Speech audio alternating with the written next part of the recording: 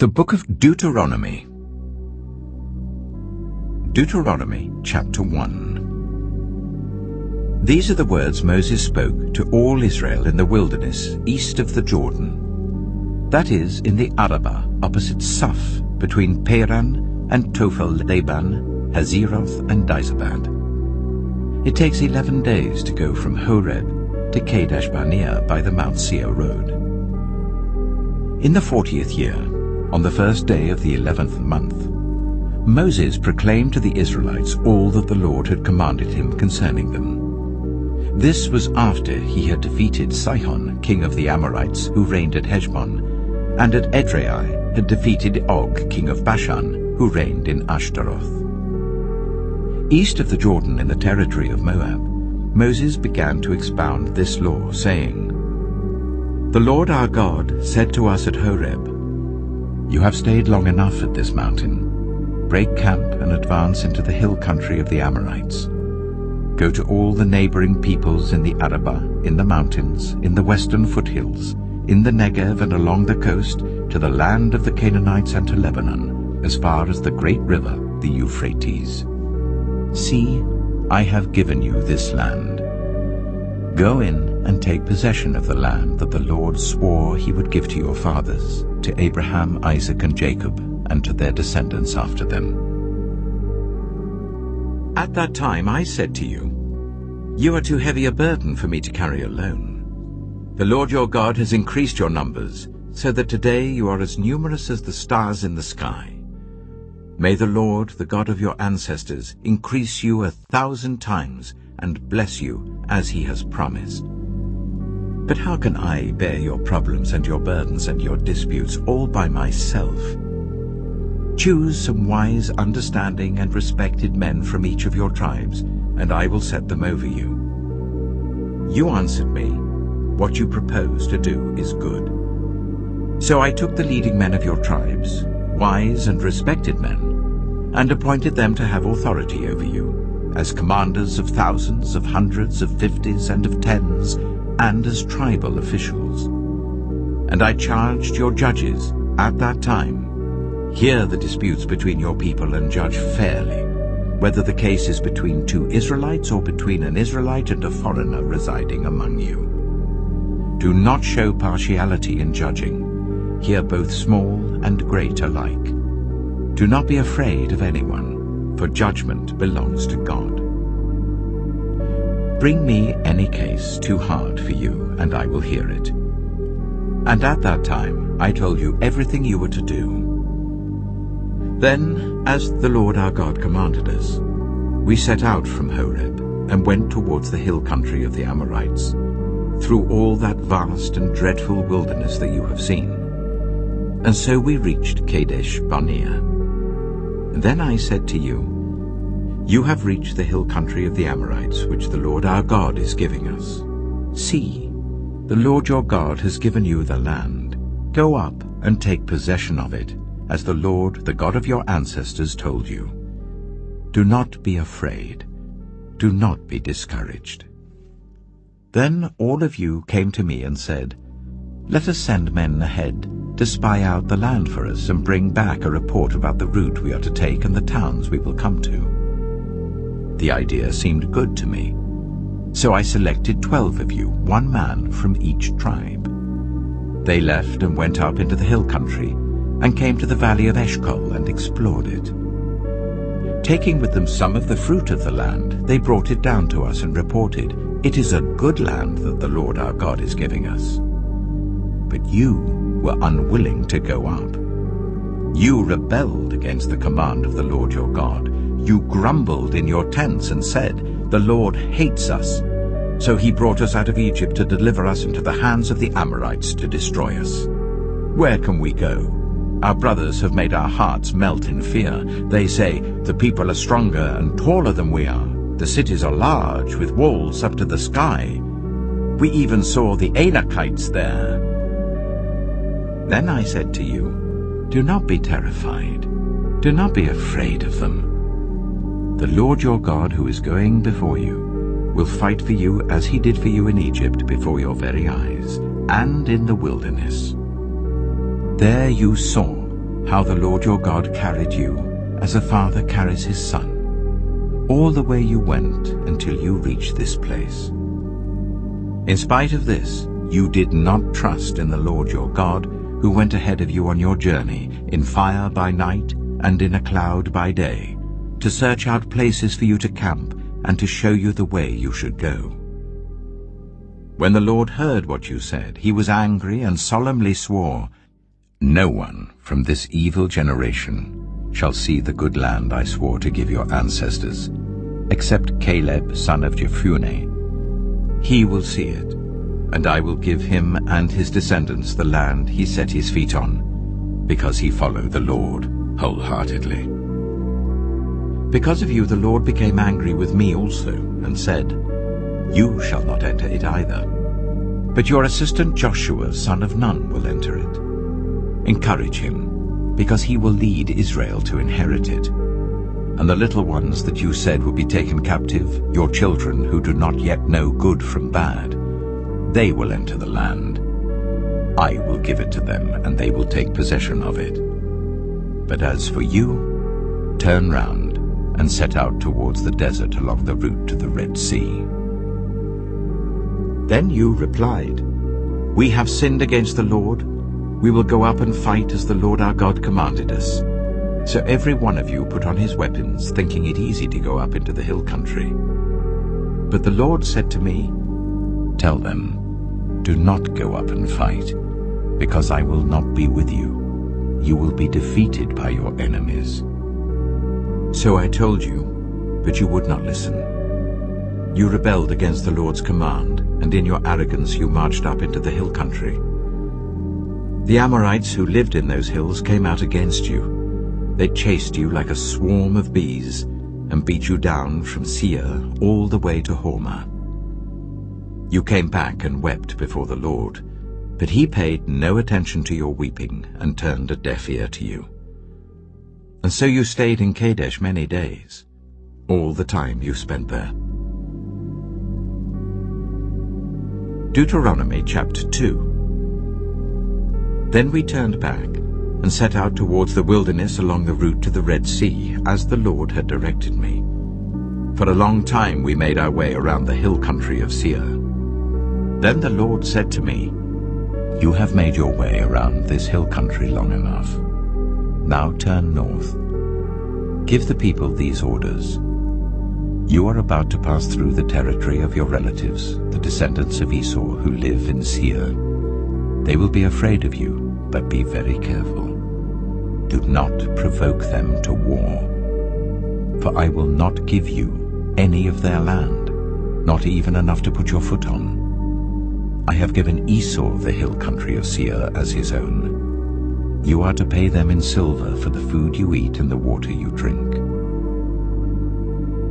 The Lord your God has blessed you in all the work of your hands. He has watched over your journey through this vast wilderness. These 40 years the Lord your God has been with you, and you have not lacked anything. So we went on past our relatives, the descendants of Esau who live in Seir. We turned from the Arabah road, which comes up from Elath and Ezion-Geber, and traveled along the desert road of Moab. Then the Lord said to me, "Do not harass the Moabites or provoke them to war, for I will not give you any part of their land. I have given Ar to the descendants of Lot as a possession."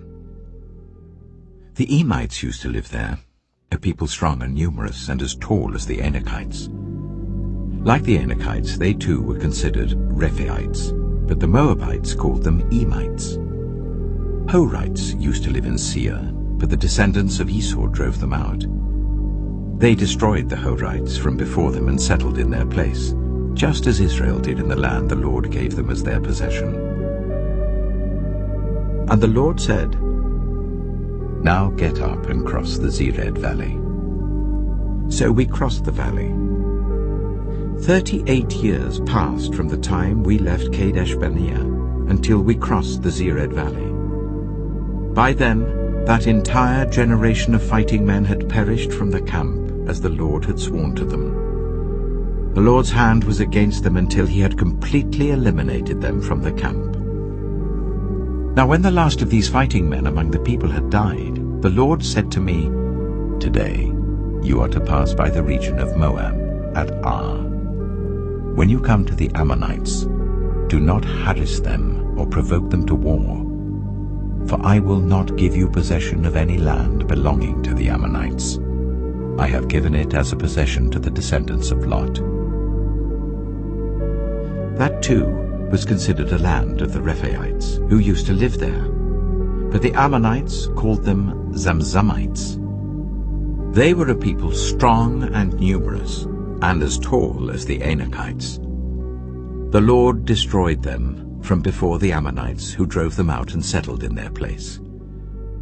The Lord had done the same for the descendants of Esau, who lived in Seir, when he destroyed the Horites from before them. They drove them out and have lived in their place to this day. And as for the Avites, who live in the villages as far as Gaza, the Caphtorites coming out from Caphtor destroyed them and settled in their place. Set out now and cross the Arnon Gorge. See, I have given into your hand Sihon the Amorite, king of Heshbon, and his country. Begin to take possession of it and engage him in battle. This very day I will begin to put the terror and fear of you on all the nations under heaven. They will hear reports of you and will tremble and be in anguish because of you. From the desert of Kedemoth I sent messengers to Sihon king of Heshbon, offering peace and saying, "Let us pass through your country. We will stay on the main road. We will not turn aside to the right or to the left. Sell us food to eat and water to drink, for their price in silver. Only let us pass through on foot, as the descendants of Esau who live in Seir and the Moabites who live in Ar did for us, until we cross the Jordan into the land the Lord our God is giving us." But Sihon king of Heshbon refused to let us pass through, for the Lord your God had made his spirit stubborn and his heart obstinate, in order to give him into your hands, as he has now done. The Lord said to me, "See, I have begun to deliver Sihon and his country over to you. Now begin to conquer and possess his land." When Sihon and all his army came out to meet us in battle at Jahaz, the Lord our God delivered him over to us, and we struck him down together with his sons and his whole army. At that time we took all his towns and completely destroyed them, men, women, and children. We left no survivors. But the livestock and the plunder from the towns we had captured we carried off for ourselves. From Aroer on the rim of the Arnon Gorge, and from the town in the gorge even as far as Gilead, not one town was too strong for us. The Lord our God gave us all of them. But in accordance with the command of the Lord our God, you did not encroach on any of the land of the Amorites, neither the land along the course of the Jabbok, nor that around the towns in the hills. Deuteronomy chapter 3. Next we turned and went up along the road towards Bashan. And Og, king of Bashan, with his whole army marched out to meet us in battle at Edrei. The Lord said to me, "Do not be afraid of him, for I have delivered him into your hands, along with his whole army and his land. Do to him what you did to Sihon, king of the Amorites, who reigned in Heshbon." So the Lord our God also gave into our hands Og, king of Bashan, and all his army. We struck them down, leaving no survivors. At that time we took all his cities. There was not one of the 60 cities that we did not take from them. The whole region of Argob, Og's kingdom in Bashan. All these cities were fortified with high walls and with gates and bars, and there were also a great many unwalled villages. We completely destroyed them, as we had done with Sihon, king of Heshbon, destroying every city, men, women, and children. But all the livestock and the plunder from their cities we carried off for ourselves. So at that time we took from these 2 kings of the Amorites the territory east of the Jordan, from the Arnon Gorge as far as Mount Hermon. Hermon is called Sirion by the Sidonians. The Amorites call it Sinea. We took all the towns on the plateau and all Gilead and all Bashan as far as Salekah and Edrei, towns of Og's kingdom in Bashan. Og, king of Bashan, was the last of the Rephaites. His bed was decorated with iron and was more than 9 cubits long and 4 cubits wide. It is still in Rabbah of the Ammonites. Of the land that we took over at that time, I gave the Reubenites and the Gadites the territory north of Aroer, by the Arnon Gorge, including half the hill country of Gilead, together with its towns. The rest of Gilead, and also all of Bashan, the kingdom of Og, I gave to the half-tribe of Manasseh. The whole region of Argob in Bashan used to be known as a land of the Rephaites. Jair, a descendant of Manasseh, took the whole region of Argob as far as the border of the Geshurites and the Maacathites. It was named after him, so that to this day Bashan is called Havoth Jair. And I gave Gilead to Machir. But to the Reubenites and the Gadites I gave the territory extending from Gilead down to the Arnon Gorge, the middle of the gorge being the border, and out to the river Jabbok, which is the border of the Ammonites. Its western border was the Jordan in the Arabah, from Kinnereth to the sea of the Arabah, that is, the Dead Sea, below the slopes of Pisgah. I commanded you at that time, "The Lord your God has given you this land to take possession of it. But all your able-bodied men armed for battle must cross over ahead of the other Israelites. However, your wives, your children, and your livestock, I know you have much livestock, may stay in the towns I have given you, until the Lord gives rest to your fellow Israelites as he has to you. And they too have taken over the land that the Lord your God is giving them across the Jordan. After that, each of you may go back to the possession I have given you." At that time, I commanded Joshua, "You have seen with your own eyes all that the Lord your God has done to these 2 kings.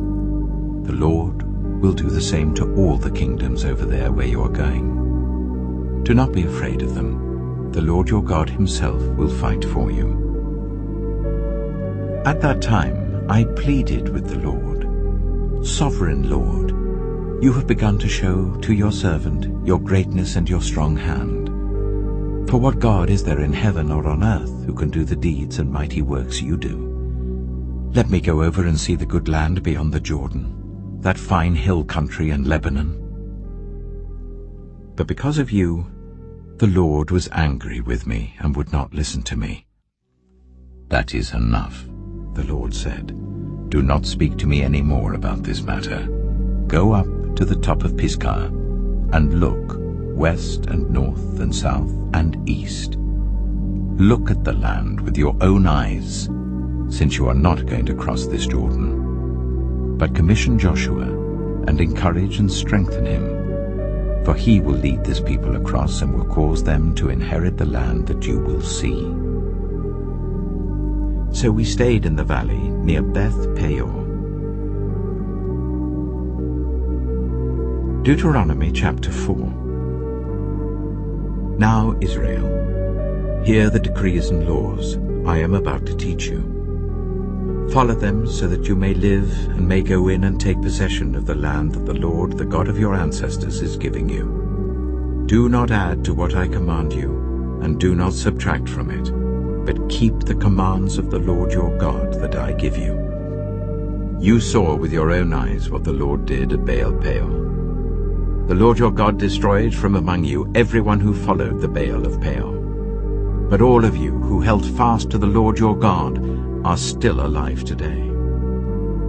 See, I have taught you decrees and laws as the Lord my God commanded me, so that you may follow them in the land you are entering to take possession of it.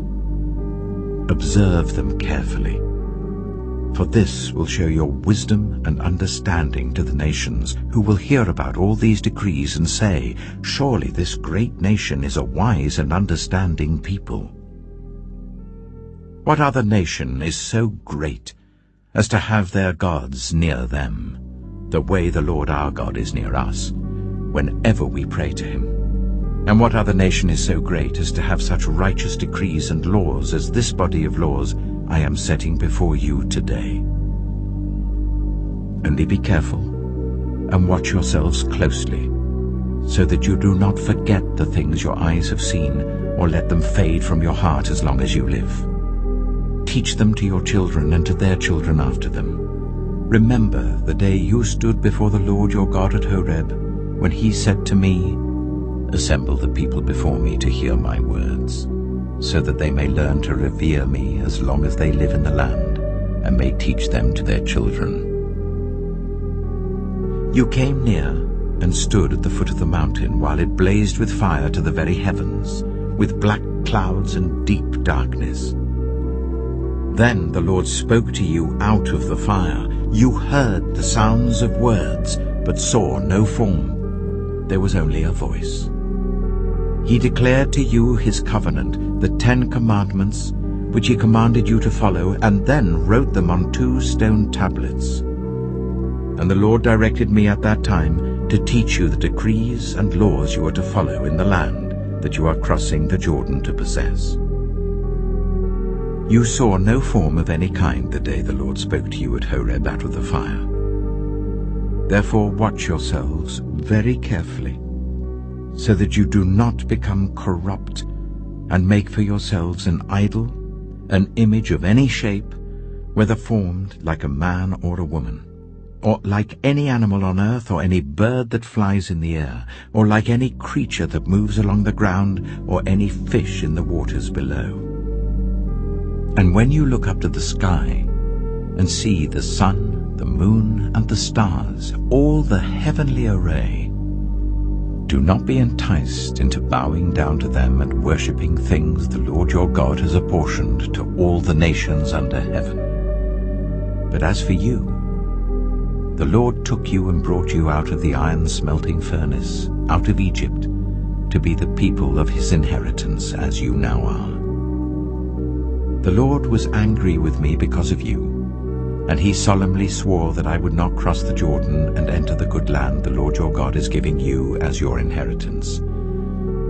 I will die in this land. I will not cross the Jordan. But you are about to cross over and take possession of that good land. Be careful not to forget the covenant of the Lord your God that he made with you. Do not make for yourselves an idol in the form of anything the Lord your God has forbidden. For the Lord your God is a consuming fire, a jealous God.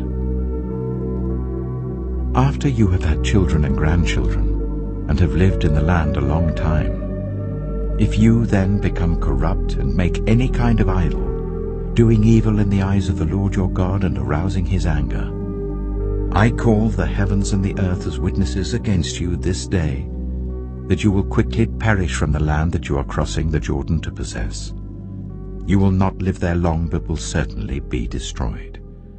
The Lord will scatter you among the peoples, and only a few of you will survive among the nations to which the Lord will drive you.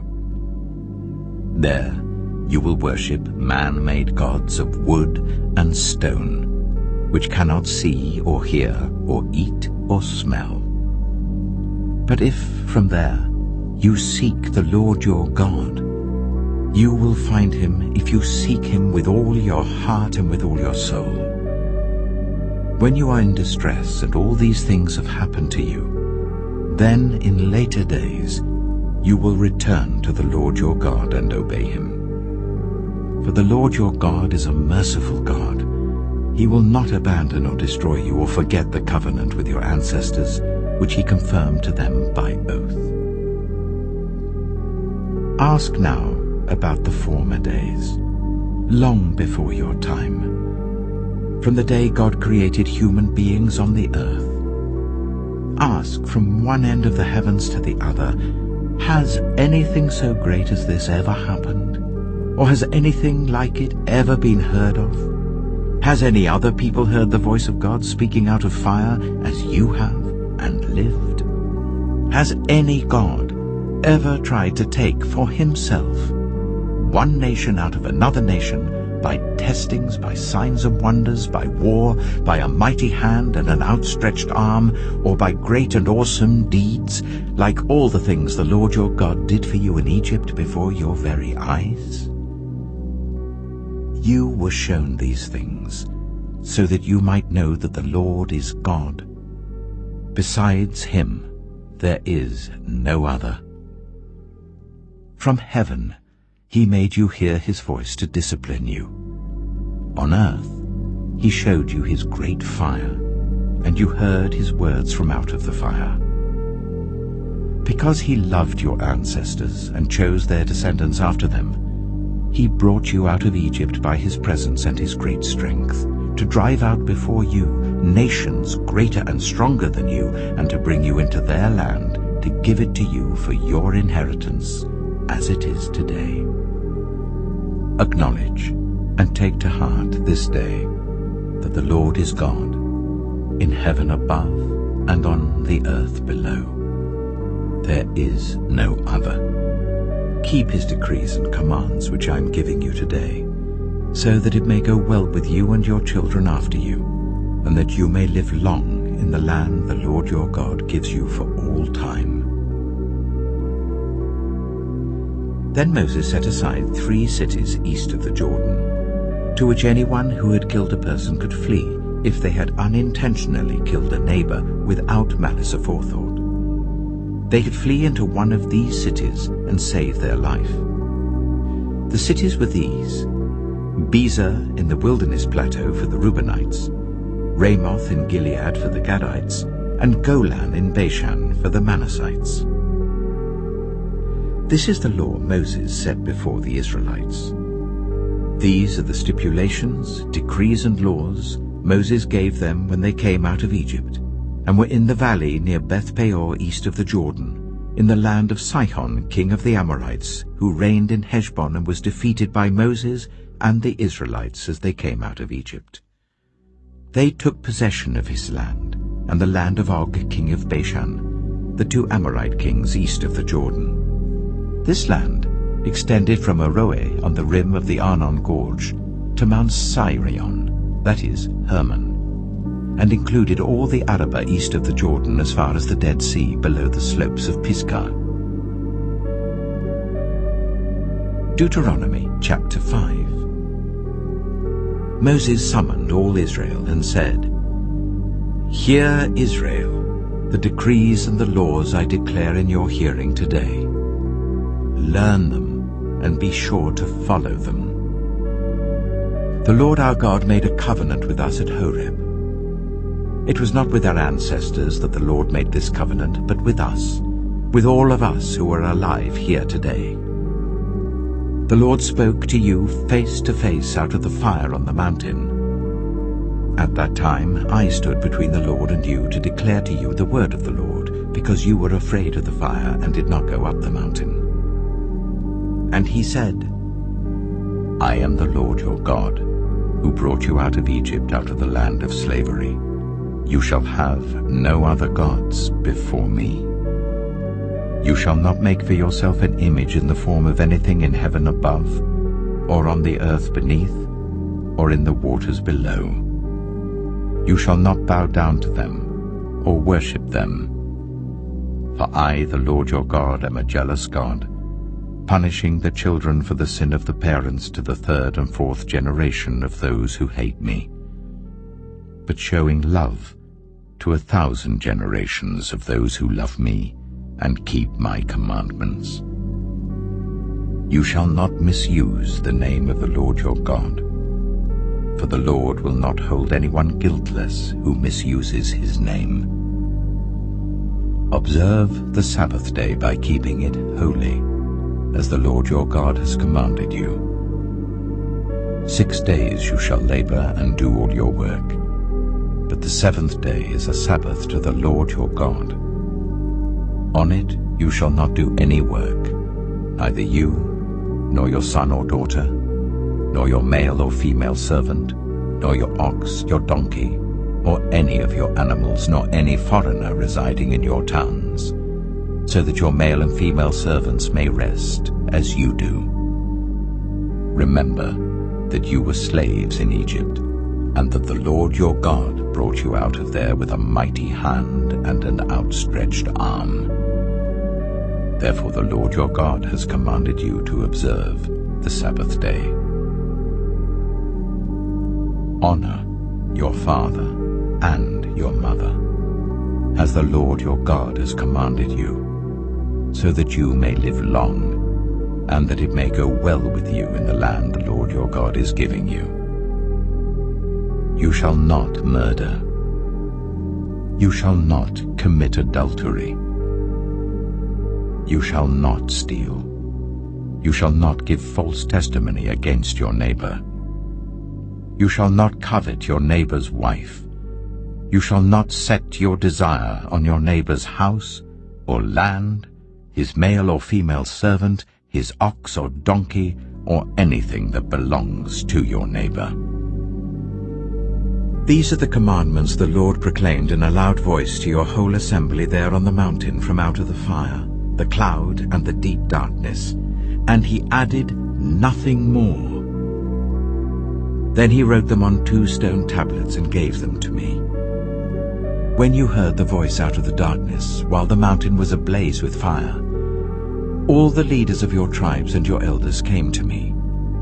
And you said, "The Lord our God has shown us his glory and his majesty, and we have heard his voice from the fire. Today we have seen that a person can live, even if God speaks with them. But now, why should we die? This great fire will consume us, and we will die if we hear the voice of the Lord our God any longer. For what mortal has ever heard the voice of the living God speaking out of fire as we have, and survived? Go near and listen to all that the Lord our God says. Then tell us whatever the Lord our God tells you. We will listen and obey." The Lord heard you when you spoke to me, and the Lord said to me, "I have heard what this people said to you. Everything they said was good. Oh, that their hearts would be inclined to fear me and keep all my commands always, so that it might go well with them and their children forever. Go, tell them to return to their tents. But you stay here with me, so that I may give you all the commands, decrees, and laws that you are to teach them to follow in the land I am giving them to possess. So be careful to do what the Lord your God has commanded you. Do not turn aside to the right or to the left. Walk in obedience to all that the Lord your God has commanded you, so that you may live and prosper and prolong your days in the land that you will possess. Deuteronomy chapter 6. These are the commands, decrees, and laws the Lord your God directed me to teach you, to observe in the land you are crossing the Jordan to possess, so that you, your children, and their children after them may fear the Lord your God as long as you live, by keeping all his decrees and commands that I give you, and so that you may enjoy long life. Hear, Israel, and be careful to obey, so that it may go well with you, and that you may increase greatly in a land flowing with milk and honey, just as the Lord, the God of your ancestors, promised you. Hear, O Israel, the Lord our God, the Lord is one. Love the Lord your God with all your heart, and with all your soul, and with all your strength. These commandments that I give you today are to be on your hearts. Impress them on your children. Talk about them when you sit at home and when you walk along the road, when you lie down and when you get up. Tie them as symbols on your hands and bind them on your foreheads. Write them on the doorframes of your houses and on your gates. When the Lord your God brings you into the land he swore to your fathers, to Abraham, Isaac, and Jacob, to give you a land with large, flourishing cities you did not build, houses filled with all kinds of good things you did not provide, wells you did not dig, and vineyards and olive groves you did not plant. Then when you eat and are satisfied, be careful that you do not forget the Lord who brought you out of Egypt, out of the land of slavery. Fear the Lord your God. Serve him only, and take your oaths in his name. Do not follow other gods, the gods of the peoples around you. For the Lord your God who is among you is a jealous God, and his anger will burn against you, and he will destroy you from the face of the land. Do not put the Lord your God to test as you did at Massah. Be sure to keep the commands of the Lord your God and the stipulations and decrees he has given you. Do what is right and good in the Lord's sight, so that it may go well with you, and you may go in and take over the good land that the Lord promised on oath to your ancestors, thrusting out all your enemies before you, as the Lord said. In the future, when your son asks you, "What is the meaning of the stipulations, decrees, and laws the Lord our God has commanded you?" tell him, "We were slaves of Pharaoh in Egypt, but the Lord brought us out of Egypt with a mighty hand. Before our eyes the Lord sent signs and wonders, great and terrible, on Egypt and Pharaoh and his whole household. But he brought us out from there to bring us in and give us the land that he promised on oath to our ancestors. The Lord commanded us to obey all these decrees and to fear the Lord our God, so that we might always prosper and be kept alive, as is the case today. And if we are careful to obey all this law before the Lord our God, as he has commanded us, that will be our righteousness." Deuteronomy chapter 7. When the Lord your God brings you into the land you are entering to possess, and drives out before you many nations, the Hittites, Girgashites, Amorites, Canaanites, Perizzites, Hivites, and Jebusites, 7 nations larger and stronger than you, and when the Lord your God has delivered them over to you and you have defeated them, then you must destroy them totally. Make no treaty with them, and show them no mercy. Do not intermarry with them. Do not give your daughters to their sons or take their daughters for your sons, for they will turn your children away from following me to serve other gods, and the Lord's anger will burn against you and will quickly destroy you. This is what you are to do to them. Break down their altars, smash their sacred stones, cut down their Asherah poles, and burn their idols in the fire. For you are a people holy to the Lord your God. The Lord your God has chosen you out of all the peoples on the face of the earth to be his people, his treasured possession. The Lord did not set his affection on you and choose you because you were more numerous than other peoples, for you were the fewest of all peoples. But it was because the Lord loved you and kept the oath he swore to your ancestors, that he brought you out with a mighty hand and redeemed you from the land of slavery, from the power of Pharaoh, king of Egypt. Know therefore that the Lord your God is God. He is the faithful God, keeping his covenant of love to 1,000 generations of those who love him and keep his commandments. But those who hate him, he will repay to their face by destruction. He will not be slow to repay to their face those who hate him. Therefore take care to follow the commands, decrees, and laws I give you today. If you pay attention to these laws and are careful to follow them, then the Lord your God will keep his covenant of love with you as he swore to your ancestors. He will love you and bless you and increase your numbers. He will bless the fruit of your womb, the crops of your land, your corn, new wine, and oil, the calves of your herds and the lambs of your flocks in the land that he swore to your ancestors to give you. You will be blessed more than any other people. None of your men or women will be childless, nor any of your livestock without young. The Lord will keep you free from every disease. He will not inflict on you the horrible diseases you knew in Egypt, but he will inflict them on all who hate you. You must destroy all the peoples the Lord your God gives over to you. Do not look on them with pity, and do not serve their gods, for that will be a snare to you. You may say to yourselves, "These nations are stronger than we are. How can we drive them out?" But do not be afraid of them.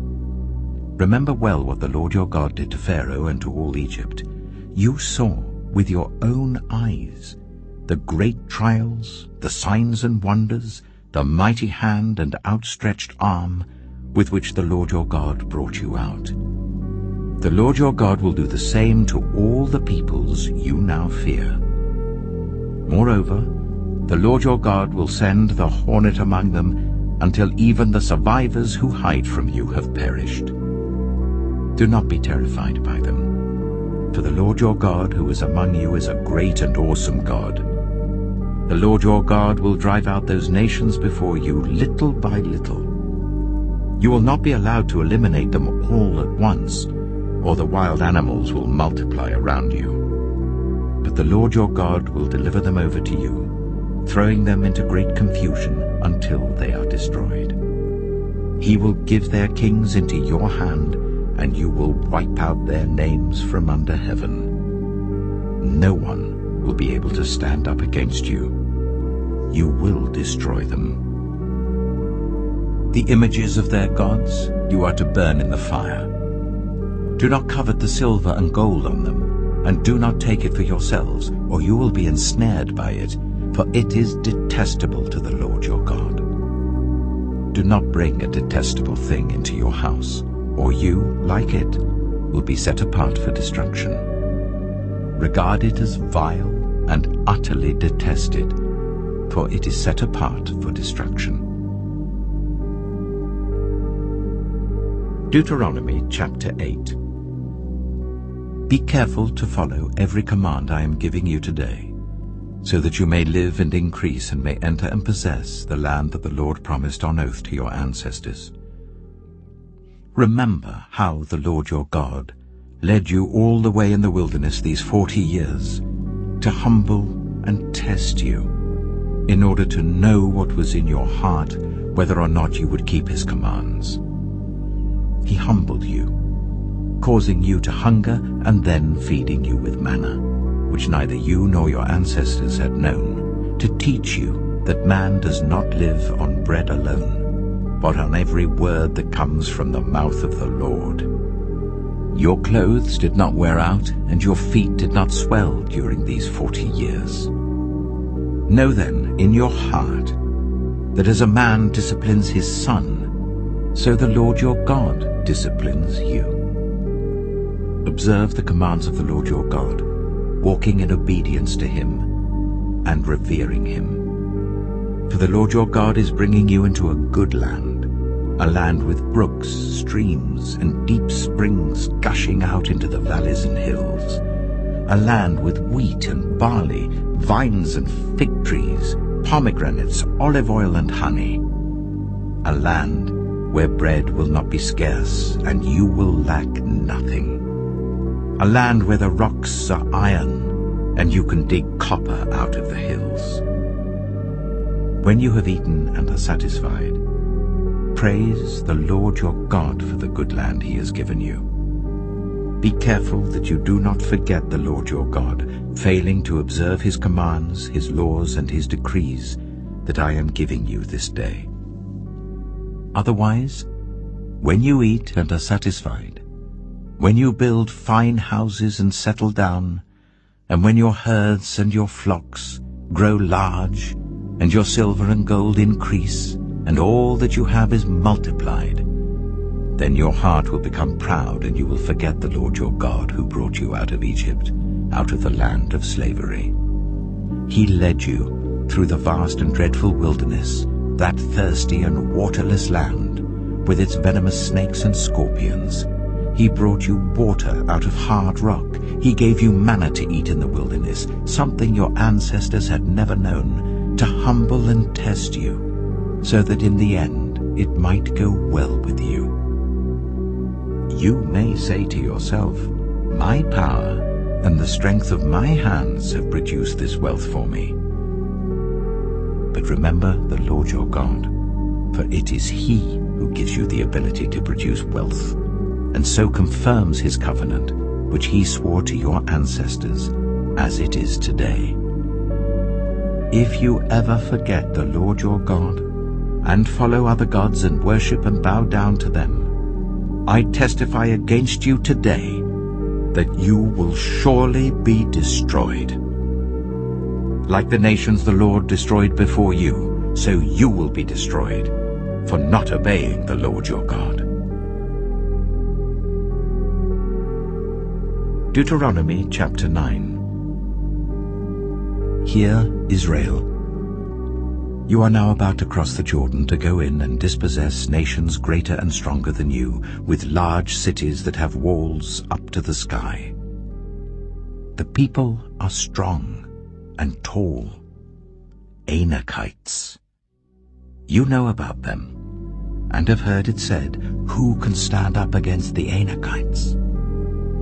But be assured today that the Lord your God is the one who goes across ahead of you, like a devouring fire. He will destroy them. He will subdue them before you, and you will drive them out and annihilate them quickly, as the Lord has promised you. After the Lord your God has driven them out before you, do not say to yourself, "The Lord has brought me here to take possession of this land because of my righteousness." No. It is on account of the wickedness of these nations that the Lord is going to drive them out before you. It is not because of your righteousness or your integrity that you are going in to take possession of their land, but on account of the wickedness of these nations, the Lord your God will drive them out before you, to accomplish what He swore to your fathers, to Abraham, Isaac, and Jacob. Understand then that it is not because of your righteousness that the Lord your God is giving you this good land to possess, for you are a stiff-necked people. Remember this, and never forget how you aroused the anger of the Lord your God in the wilderness. From the day you left Egypt until you arrived here, you have been rebellious against the Lord. At Horeb, you aroused the Lord's wrath so that He was angry enough to destroy you. When I went up on the mountain to receive the tablets of stone, the tablets of the covenant that the Lord had made with you, I stayed on the mountain for 40 days and 40 nights. I ate no bread and drank no water. The Lord gave me 2 stone tablets inscribed by the finger of God. On them were all the commandments the Lord proclaimed to you on the mountain out of the fire on the day of the assembly. At the end of the 40 days and 40 nights, the Lord gave me the 2 stone tablets, the tablets of the covenant. Then the Lord told me, "Go down from here at once, because your people whom you brought out of Egypt have become corrupt. They have turned away quickly from what I commanded them, and have made an idol for themselves." And the Lord said to me, "I have seen this people, and they are a stiff-necked people indeed. Let me alone, so that I may destroy them and blot out their name from under heaven. And I will make you into a nation stronger and more numerous than they." So I turned and went down from the mountain while it was ablaze with fire. And the 2 stone tablets of the covenant were in my hands. When I looked, I saw that you had sinned against the Lord your God. You had made for yourselves an idol, cast in the shape of a calf. You had turned aside quickly from the way that the Lord had commanded you. So I took the 2 tablets and threw them out of my hands, breaking them to pieces before your eyes. Then once again I fell prostrate before the Lord for 40 days and 40 nights. I ate no bread and drank no water, because of all the sin you had committed, doing what was evil in the Lord's sight, and so arousing his anger. I feared the anger and wrath of the Lord, for he was angry enough with you to destroy you. But again the Lord listened to me. And the Lord was angry enough with Aaron to destroy him. But at that time I prayed for Aaron too. Also, I took that sinful thing of yours, the calf you had made, and burned it in the fire. Then I crushed it and ground it to powder as fine as dust, and threw the dust into a stream that flowed down the mountain. You also made the Lord angry at Taberah, at Massa, and at Kibroth-Hattaavah. And when the Lord sent you out from Kadesh-barnea, he said, "Go up and take possession of the land I have given you." But you rebelled against the command of the Lord your God. You did not trust him or obey him. You have been rebellious against the Lord ever since I have known you. I lay prostrate before the Lord those 40 days and 40 nights because the Lord had said he would destroy you. I prayed to the Lord and said, "Sovereign Lord, do not destroy your people, your own inheritance, that you redeemed by your great power and brought out of Egypt with a mighty hand. Remember your servants Abraham, Isaac, and Jacob. Overlook the stubbornness of this people, their wickedness and their sin. Otherwise, the country from which you brought us will say, because the Lord was not able to take them into the land he had promised them, and because he hated them, he brought them out to put them to death in the wilderness. But they are your people, your inheritance, that you brought out by your great power and your outstretched arm." Deuteronomy chapter 10. At that time, the Lord said to me, "Chisel out 2 stone tablets like the first ones and come up to me on the mountain. Also make a wooden ark. I will write on the tablets the words that were on the first tablets which you broke. Then you are to put them in the ark." So I made the ark out of acacia wood and chiseled out 2 stone tablets like the first ones, and I went up on the mountain with the 2 tablets in my hands. The Lord wrote on these tablets what he had written before, the 10 commandments he had proclaimed to you on the mountain out of the fire on the day of the assembly. And the Lord gave them to me. Then I came back down the mountain and put the tablets in the ark I had made, as the Lord commanded me, and they are there now. The Israelites traveled from the wells of Bene-Jaakan to Mosera. There Aaron died and was buried, and Eleazar his son succeeded him as priest. From there they traveled to Gudgodah and on to Jotbathah, a land with streams of water. At that time the Lord set apart the tribe of Levi to carry the ark of the covenant of the Lord, to stand before the Lord to minister and to pronounce blessings in his name, as they still do today. That is why the Levites have no share or inheritance among their fellow Israelites. The Lord is their inheritance, as the Lord your God told them.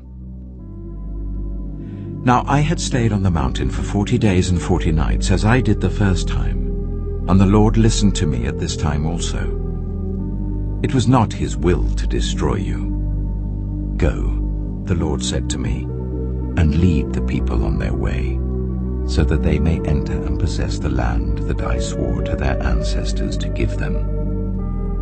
And now, Israel, what does the Lord your God ask of you but to fear the Lord your God, to walk in obedience to him, to love him, to serve the Lord your God with all your heart and with all your soul, and to observe the Lord's commands and decrees that I am giving you today for your own good. To the Lord your God belong the heavens, even the highest heavens, the earth and everything in it. Yet the Lord set his affection on your ancestors and loved them, and he chose you, their descendants, above all the nations. As it is today, Circumcise your hearts, therefore, and do not be stiff-necked any longer. For the Lord your God is God of gods and Lord of lords, the great God, mighty and awesome, who shows no partiality and accepts no bribes. He defends the cause of the fatherless and the widow, and loves the foreigner residing among you, giving them food and clothing.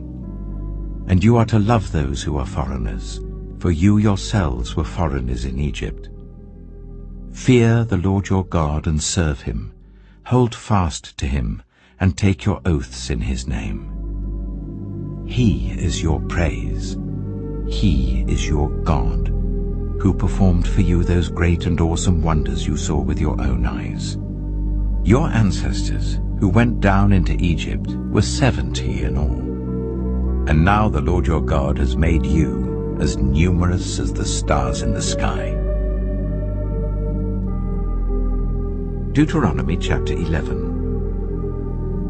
Love the Lord your God and keep his requirements, his decrees, his laws, and his commands always.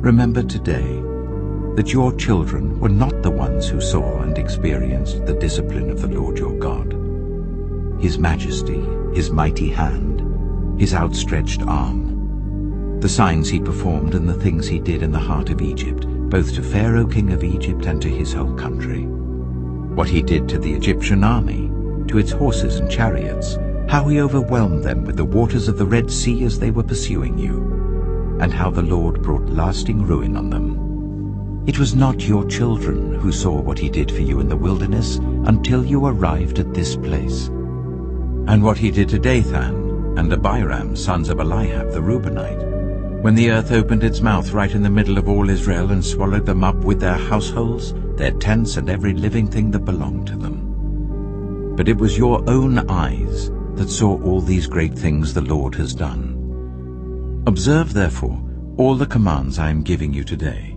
so that you may have the strength to go in and take over the land you are crossing the Jordan to possess, and so that you may live long in the land that the Lord swore to your ancestors, to give them and their descendants, a land flowing with milk and honey.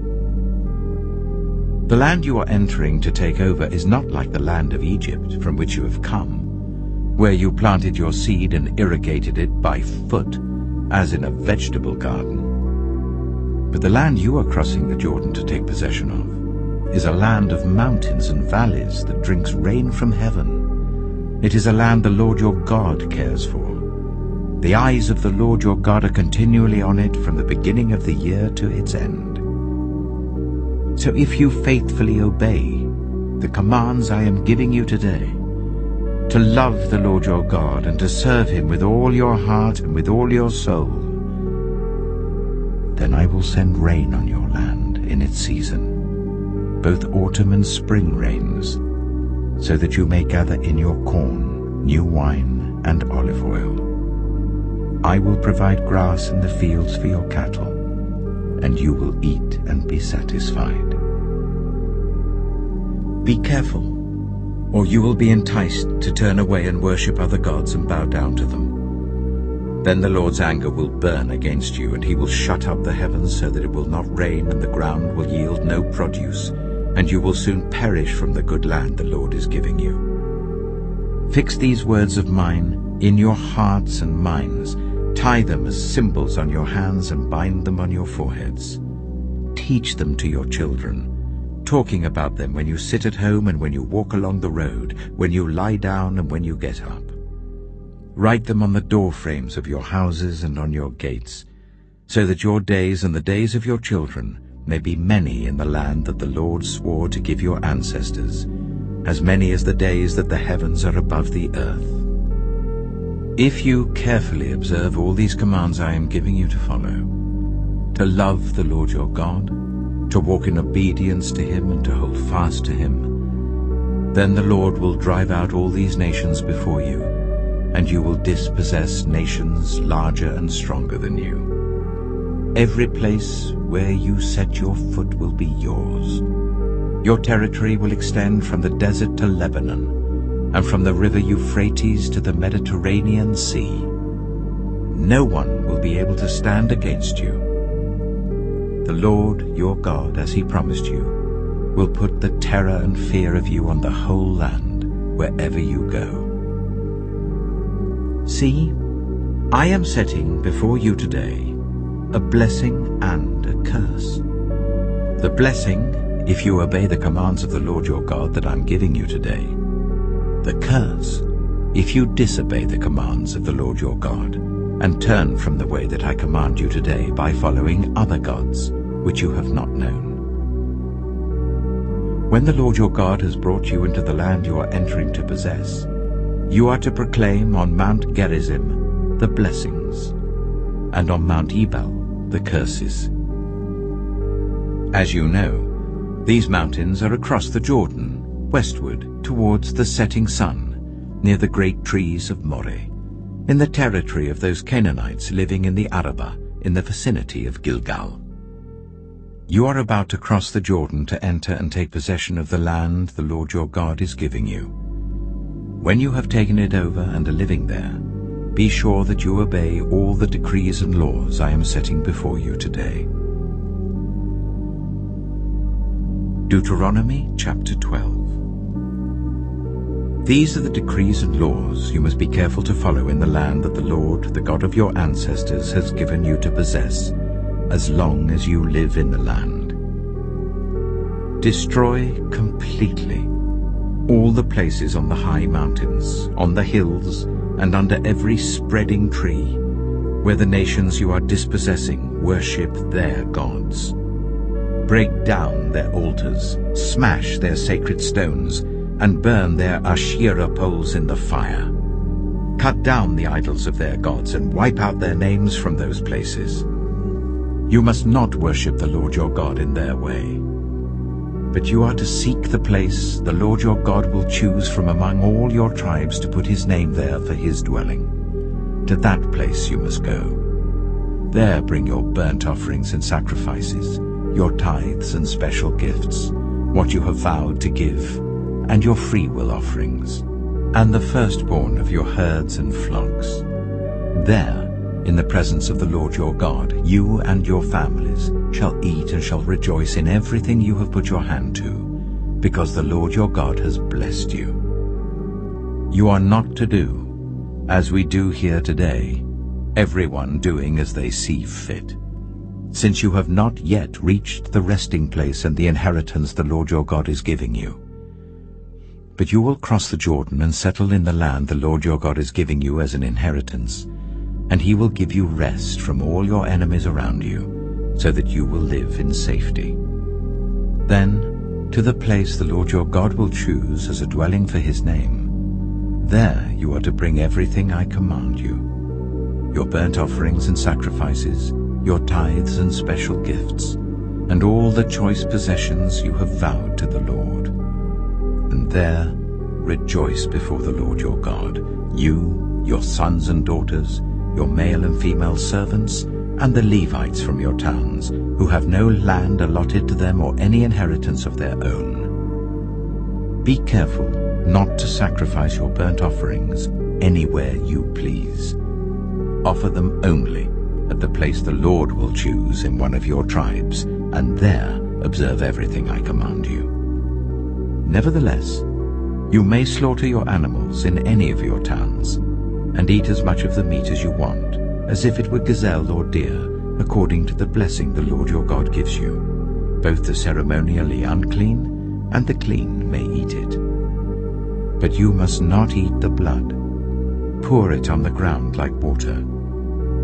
You must not eat in your own towns the tithe of your corn and new wine and olive oil, or the firstborn of your herds and flocks, or whatever you have vowed to give, or your freewill offerings or special gifts.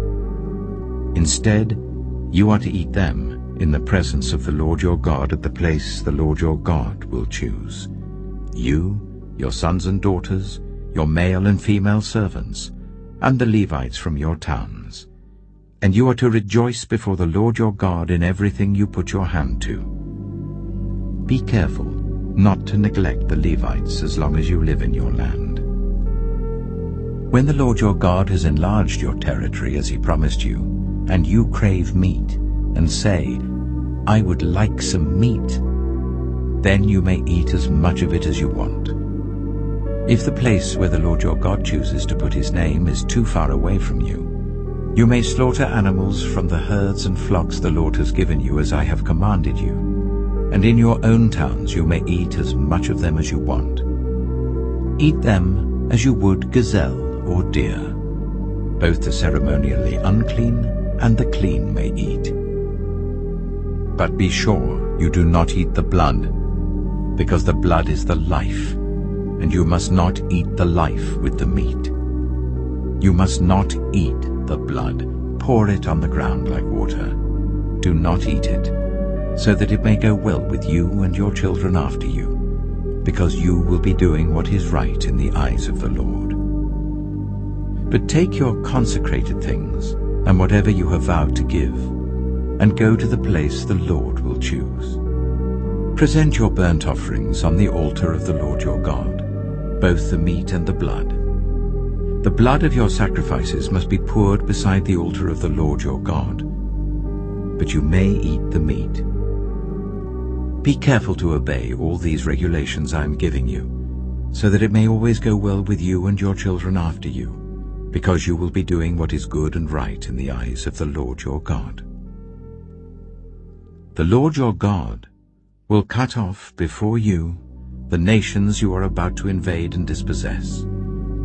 But when you have driven them out and settled in their land, and after they have been destroyed before you, be careful not to be ensnared by inquiring about their gods, saying, "How do these nations serve their gods? We will do the same." You must not worship the Lord your God in their way, because in worshipping their gods, they do all kinds of detestable things the Lord hates. They even burn their sons and daughters in the fire as sacrifices to their gods. See that you do all I command you. Do not add to it or take away from it. Deuteronomy chapter 13. If a prophet, or one who foretells by dreams, appears among you and announces to you a sign or wonder, and if the sign or wonder spoken of takes place, and the prophet says, "Let us follow other gods, gods you have not known, and let us worship them," you must not listen to the words of that prophet or dreamer. The Lord your God is testing you to find out whether you love him with all your heart and with all your soul. It is the Lord your God you must follow, and him you must revere. Keep his commands and obey him, serve him and hold fast to him. That prophet or dreamer must be put to death for inciting rebellion against the Lord your God, who brought you out of Egypt and redeemed you from the land of slavery. That prophet or dreamer tried to turn you from the way the Lord your God commanded you to follow. You must purge the evil from among you.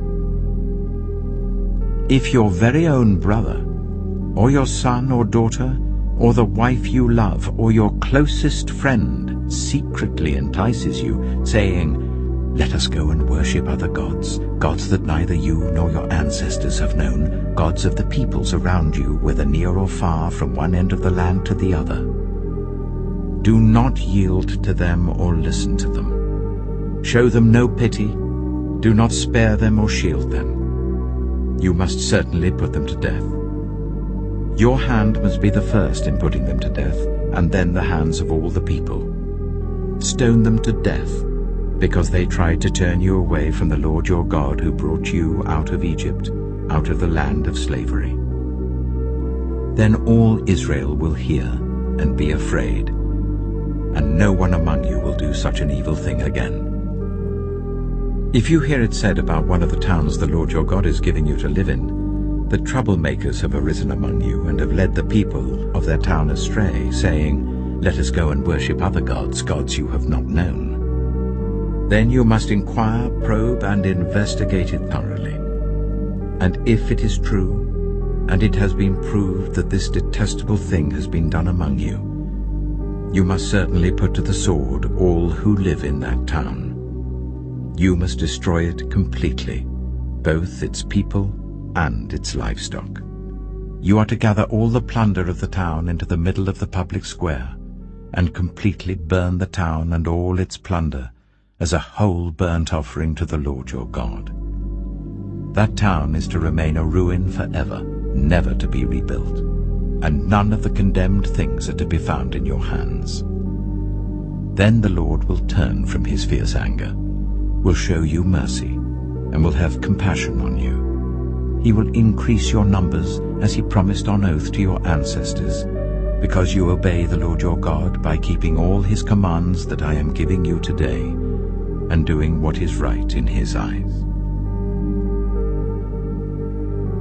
Deuteronomy chapter 14. You are the children of the Lord your God. Do not cut yourselves, or shave the front of your heads for the dead, for you are a people holy to the Lord your God. Out of all the peoples on the face of the earth, the Lord has chosen you to be his treasured possession. Do not eat any detestable thing. These are the animals you may eat: the ox, the sheep, the goat, the deer, the gazelle, the roe deer, the wild goat, the ibex, the antelope, and the mountain sheep. You may eat any animal that has a divided hoof and that chews the cud. However, of those that chew the cud or that have a divided hoof, you may not eat the camel, the hare, or the hyrax. Although they chew the cud, they do not have a divided hoof. They are ceremonially unclean for you. The pig is also unclean. Although it has a divided hoof, it does not chew the cud. You are not to eat their meat or touch their carcasses. Of all the creatures living in the water, you may eat any that has fins and scales. But anything that does not have fins and scales you may not eat. For you it is unclean.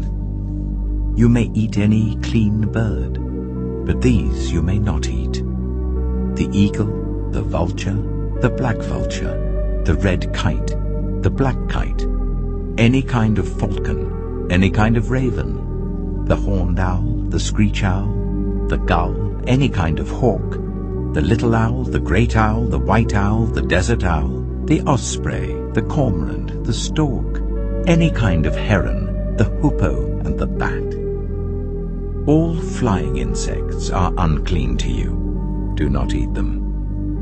But any winged creature that is clean you may eat. Do not eat anything you find already dead. You may give it to the foreigner residing in any of your towns, and they may eat it, or you may sell it to any other foreigner.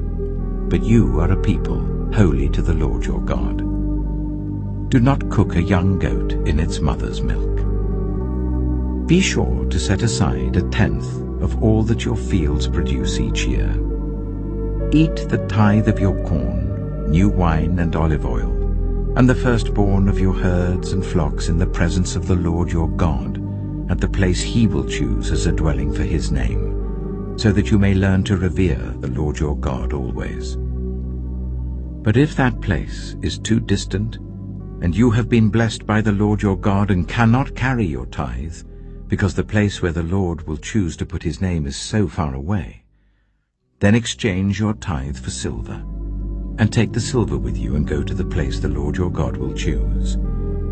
Use the silver to buy whatever you like: cattle, sheep, wine, or other fermented drink, or anything you wish. Then you and your household shall eat there in the presence of the Lord your God and rejoice. And do not neglect the Levites living in your towns, for they have no land allotted to them, or any inheritance of their own.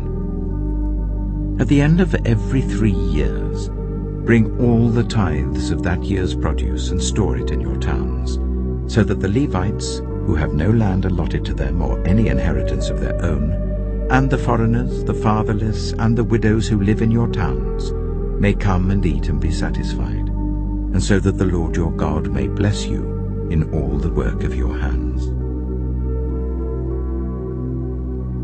Deuteronomy chapter 15.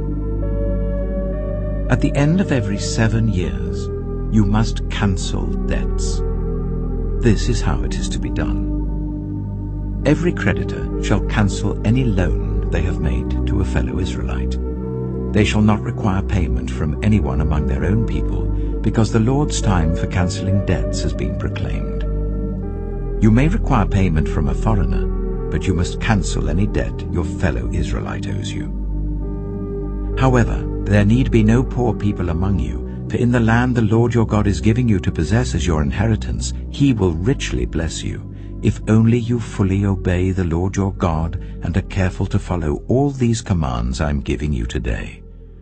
For the Lord your God will bless you as he promised, and you will lend to many nations, but will borrow from none. You will rule over many nations, but none will rule over you.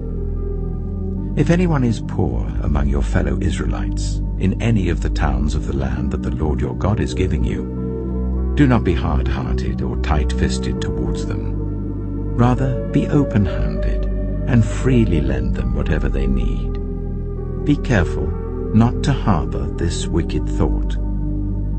The 7th year, the year for cancelling debts, is near, so that you do not show ill will towards the needy among your fellow Israelites and give them nothing. They may then appeal to the Lord against you, and you will be found guilty of sin. Give generously to them, and do so without a grudging heart. Then because of this, the Lord your God will bless you in all your work and in everything you put your hand to. There will always be poor people in the land. Therefore I command you to be open-handed towards your fellow Israelites, who are poor and needy in your land. If any of your people, Hebrew men or women, sell themselves to you and serve you for 6 years, in the 7th year you must let them go free. And when you release them, do not send them away empty-handed. Supply them liberally from your flock, your threshing floor, and your winepress. Give to them as the Lord your God has blessed you. Remember that you were slaves in Egypt, and the Lord your God redeemed you. That is why I give you this command today. But if your servant says to you, I do not want to leave you, because he loves you and your family, and is well off with you, then take an awl, and push it through his earlobe into the door, and he will become your servant for life. Do the same for your female servant. Do not consider it a hardship to set your servant free, because their service to you these 6 years has been worth twice as much as that of a hired hand. And the Lord your God will bless you in everything you do. Set apart for the Lord your God every firstborn male of your herds and flocks. Do not put the firstborn of your oxen to work, and do not shear the firstborn of your sheep. Each year you and your family are to eat them in the presence of the Lord your God at the place he will choose. If an animal has a defect, is lame or blind, or has any serious flaw, you must not sacrifice it to the Lord your God. You are to eat it in your own towns. Both the ceremonially unclean and the clean may eat it, as if it were gazelle or deer. But you must not eat the blood. Pour it on the ground like water. Deuteronomy chapter 16. Observe the month of Aviv, and celebrate the Passover of the Lord your God, because in the month of Aviv he brought you out of Egypt by night. Sacrifice as the Passover to the Lord your God an animal from your flock or herd at the place the Lord will choose as a dwelling for his name. Do not eat it with bread made with yeast, but for 7 days eat unleavened bread, the bread of affliction, because you left Egypt in haste, so that all the days of your life you may remember the time of your departure from Egypt. Let no yeast be found in your possession in all your land for 7 days. Do not let any of the meat you sacrifice on the evening of the first day remain until morning. You must not sacrifice the Passover in any town the Lord your God gives you, except in the place he will choose as a dwelling for his name. There you must sacrifice the Passover in the evening when the sun goes down, on the anniversary of your departure from Egypt. Roast it and eat it at the place the Lord your God will choose. Then in the morning return to your tents. For 6 days eat unleavened bread, and on the 7th day hold an assembly to the Lord your God, and do no work. Count 7 weeks from the time you begin to put the sickle to the standing corn. Then celebrate the festival of weeks to the Lord your God, by giving a free will offering in proportion to the blessings the Lord your God has given you. And rejoice before the Lord your God at the place he will choose as a dwelling for his name. You, your sons and daughters, your male and female servants, the Levites in your towns, and the foreigners, the fatherless and the widows living among you. Remember that you were slaves in Egypt, and follow carefully these decrees. Celebrate the festival of tabernacles for 7 days after you have gathered the produce of your threshing floor and your winepress. Be joyful at your festival, you, your sons and daughters, your male and female servants, and the Levites, the foreigners, the fatherless and the widows who live in your towns. For 7 days celebrate the festival to the Lord your God at the place the Lord will choose. For the Lord your God will bless you in all your harvest and in all the work of your hands, and your joy will be complete. 3 times a year all your men must appear before the Lord your God at the place he will choose, at the festival of unleavened bread, the festival of weeks, and the festival of tabernacles. No one should appear before the Lord empty-handed. Each of you must bring a gift in proportion to the way the Lord your God has blessed you. Appoint judges and officials for each of your tribes in every town the Lord your God is giving you, and they shall judge the people fairly. Do not pervert justice or show partiality. Do not accept a bribe, for a bribe blinds the eyes of the wise and twists the words of the innocent. Follow justice and justice alone, so that you may live and possess the land the Lord your God is giving you. Do not set up any wooden Asherah pole beside the altar you build to the Lord your God, and do not erect a sacred stone, for these the Lord your God hates. Deuteronomy chapter 17. Do not sacrifice to the Lord your God an ox or a sheep that has any defect or flaw in it, for that would be detestable to him.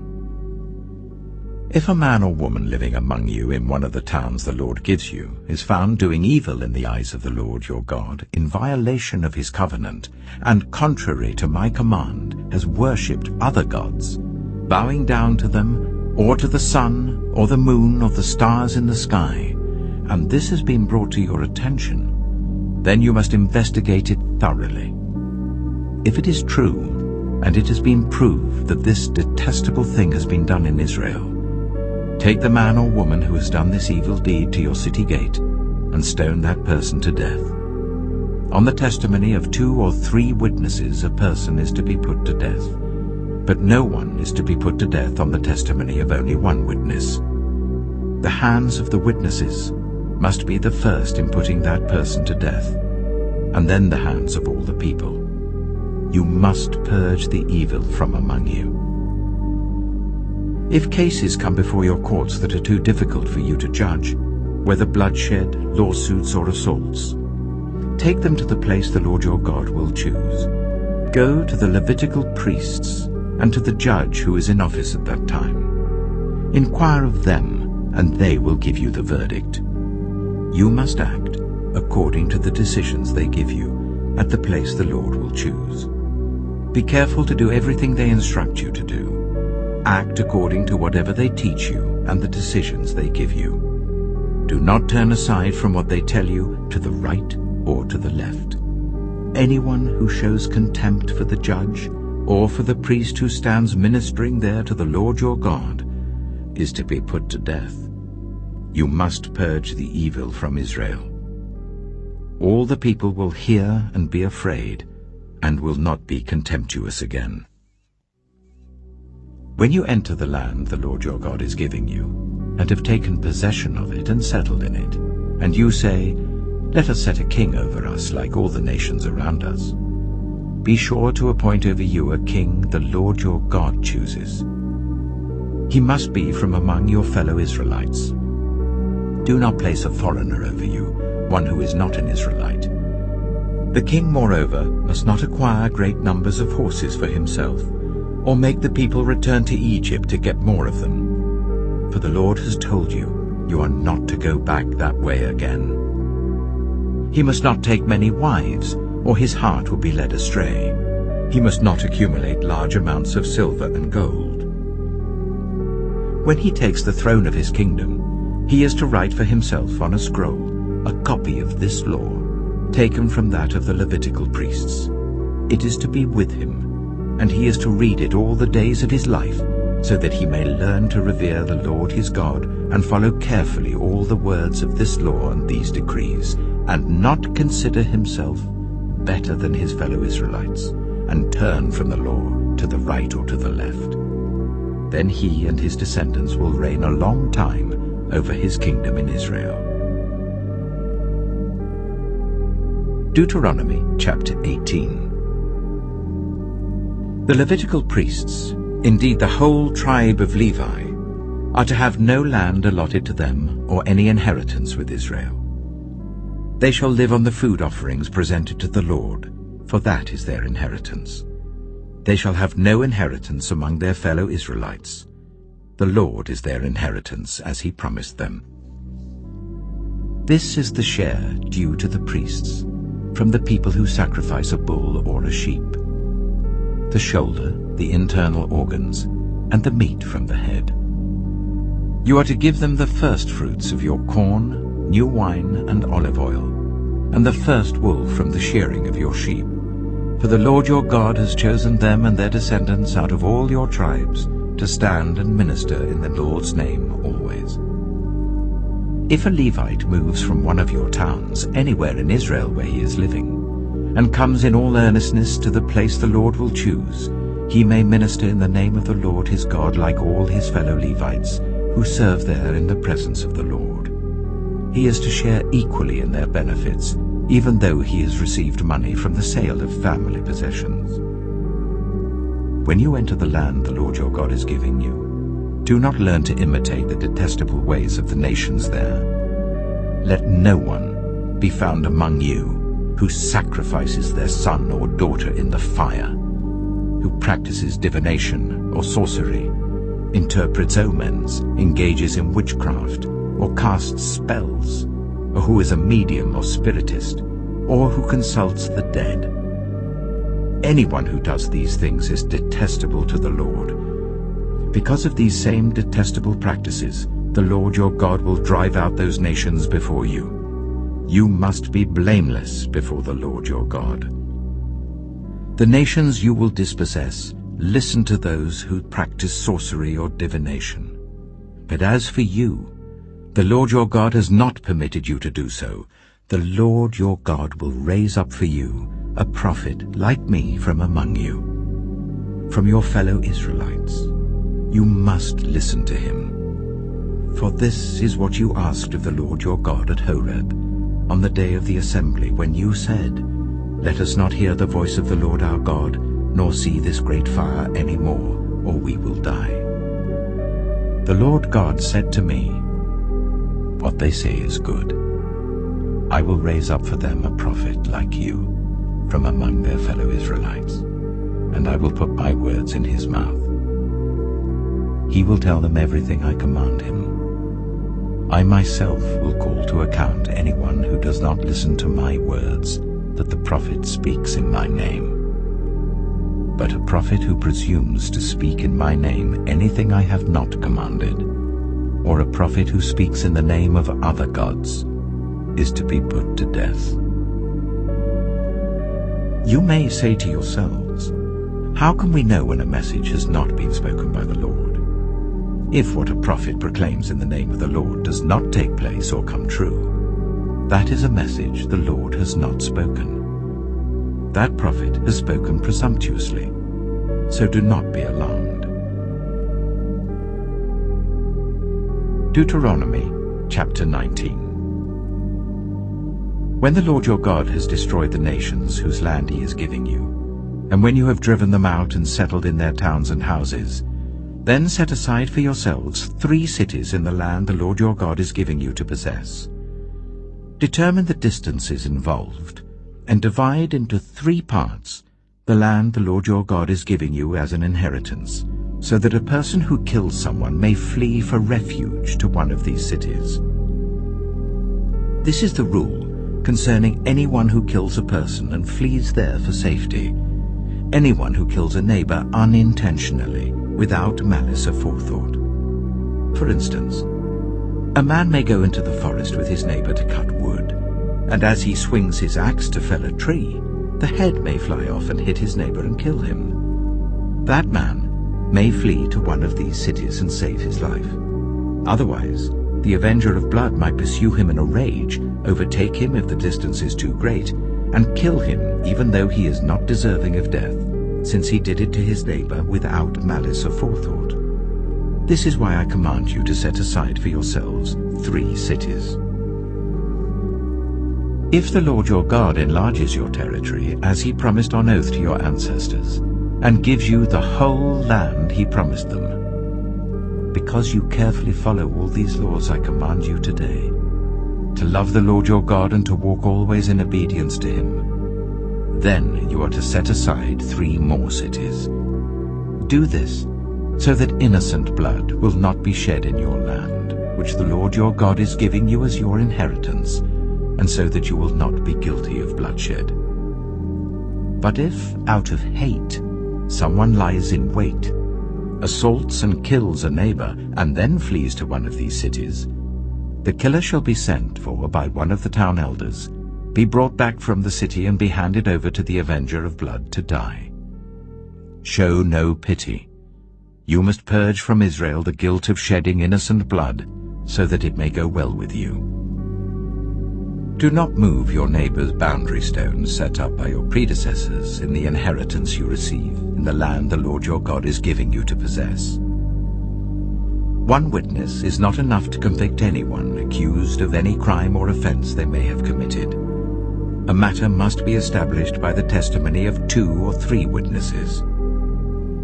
If a malicious witness takes the stand to accuse someone of a crime, the 2 people involved in the dispute must stand in the presence of the Lord before the priests and the judges who are in office at the time. The judges must make a thorough investigation, and if the witness proves to be a liar, giving false testimony against a fellow Israelite, then do to the false witness as that witness intended to do to the other party.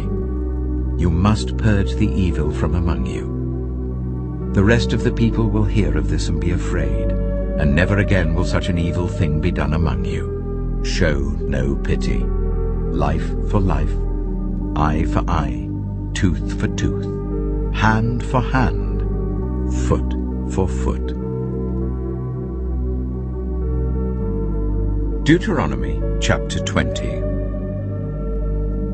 When you go to war against your enemies, and see horses and chariots, and an army greater than yours, do not be afraid of them, because the Lord your God who brought you up out of Egypt will be with you.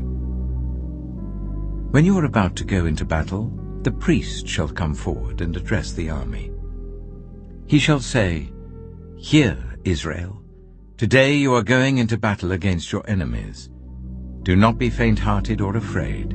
Do not panic or be terrified by them. For the Lord your God is the one who goes with you to fight for you against your enemies, to give you victory." The officers shall say to the army, "Has anyone built a new house and not yet begun to live in it? Let him go home, or he may die in battle and someone else may begin to live in it. Has anyone planted a vineyard and not begun to enjoy it? Let him go home, or he may die in battle and someone else enjoy it. Has anyone become pledged to a woman and not married her? Let him go home, or he may die in battle and someone else marry her." Then the officers shall add, "Is anyone afraid or faint-hearted? Let him go home, so that his fellow soldiers will not become disheartened too." When the officers have finished speaking to the army, they shall appoint commanders over it. When you march up to attack a city, make its people an offer of peace. If they accept and open their gates, all the people in it shall be subject to forced labor and shall work for you. If they refuse to make peace and they engage you in battle, lay siege to that city. When the Lord your God delivers it into your hand, put to the sword all the men in it. As for the women, the children, the livestock, and everything else in the city, you may take these as plunder for yourselves, and you may use the plunder the Lord your God gives you from your enemies. This is how you are to treat all the cities that are at a distance from you and do not belong to the nations nearby. However, in the cities of the nations the Lord your God is giving you as an inheritance, do not leave alive anything that breathes. Completely destroy them. The Hittites, Amorites, Canaanites, Perizzites, Hivites, and Jebusites, as the Lord your God has commanded you. Otherwise they will teach you to follow all the detestable things they do in worshipping their gods, and you will sin against the Lord your God. When you lay siege to a city for a long time, fighting against it to capture it, do not destroy its trees by putting an axe to them, because you can eat their fruit. Do not cut them down. Are the trees people that you should besiege them? However, you may cut down trees that you know are not fruit trees, and use them to build siege works until the city at war with you falls.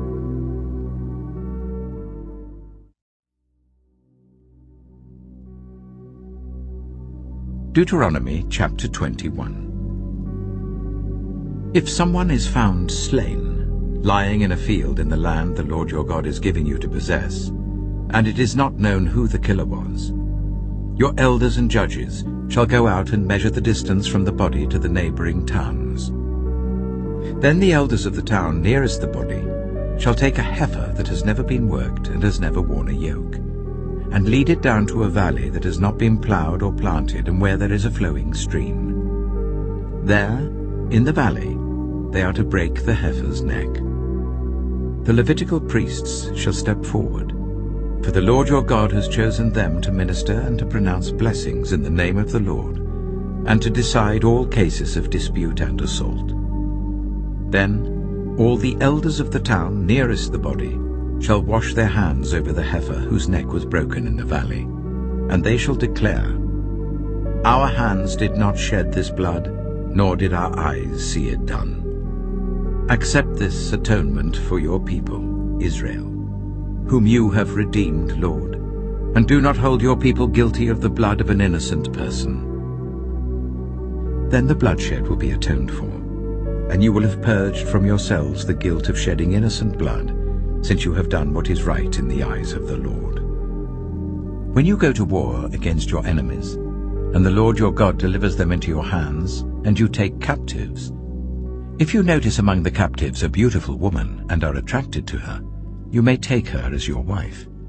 Bring her into your home, and make her shave her head, trim her nails, and put aside the clothes she was wearing when captured. After she has lived in your house and mourned her father and mother for a full month, then you may go to her and be her husband, and she shall be your wife. If you are not pleased with her, let her go wherever she wishes.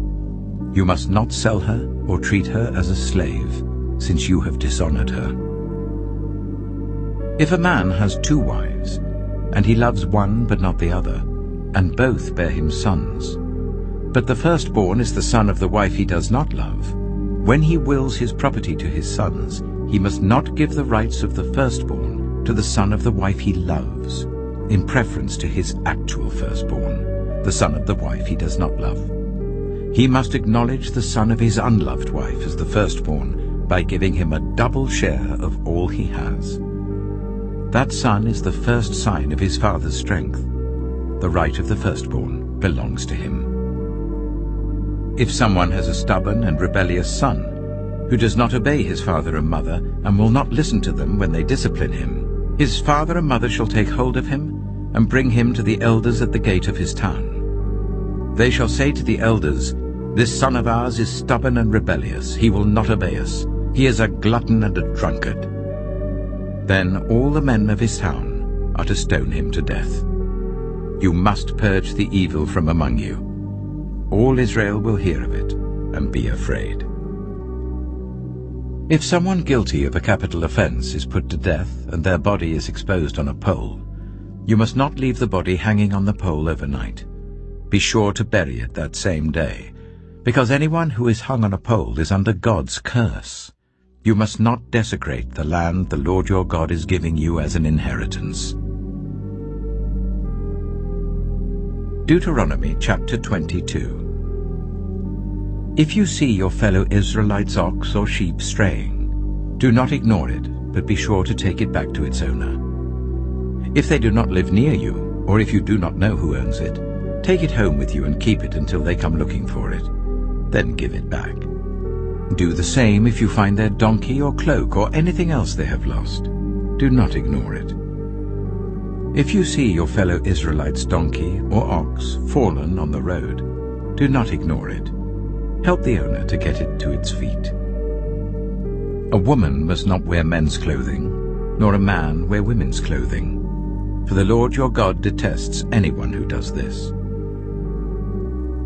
If you come across a bird's nest beside the road, either in a tree or on the ground, and the mother is sitting on the young or on the eggs, do not take the mother with the young.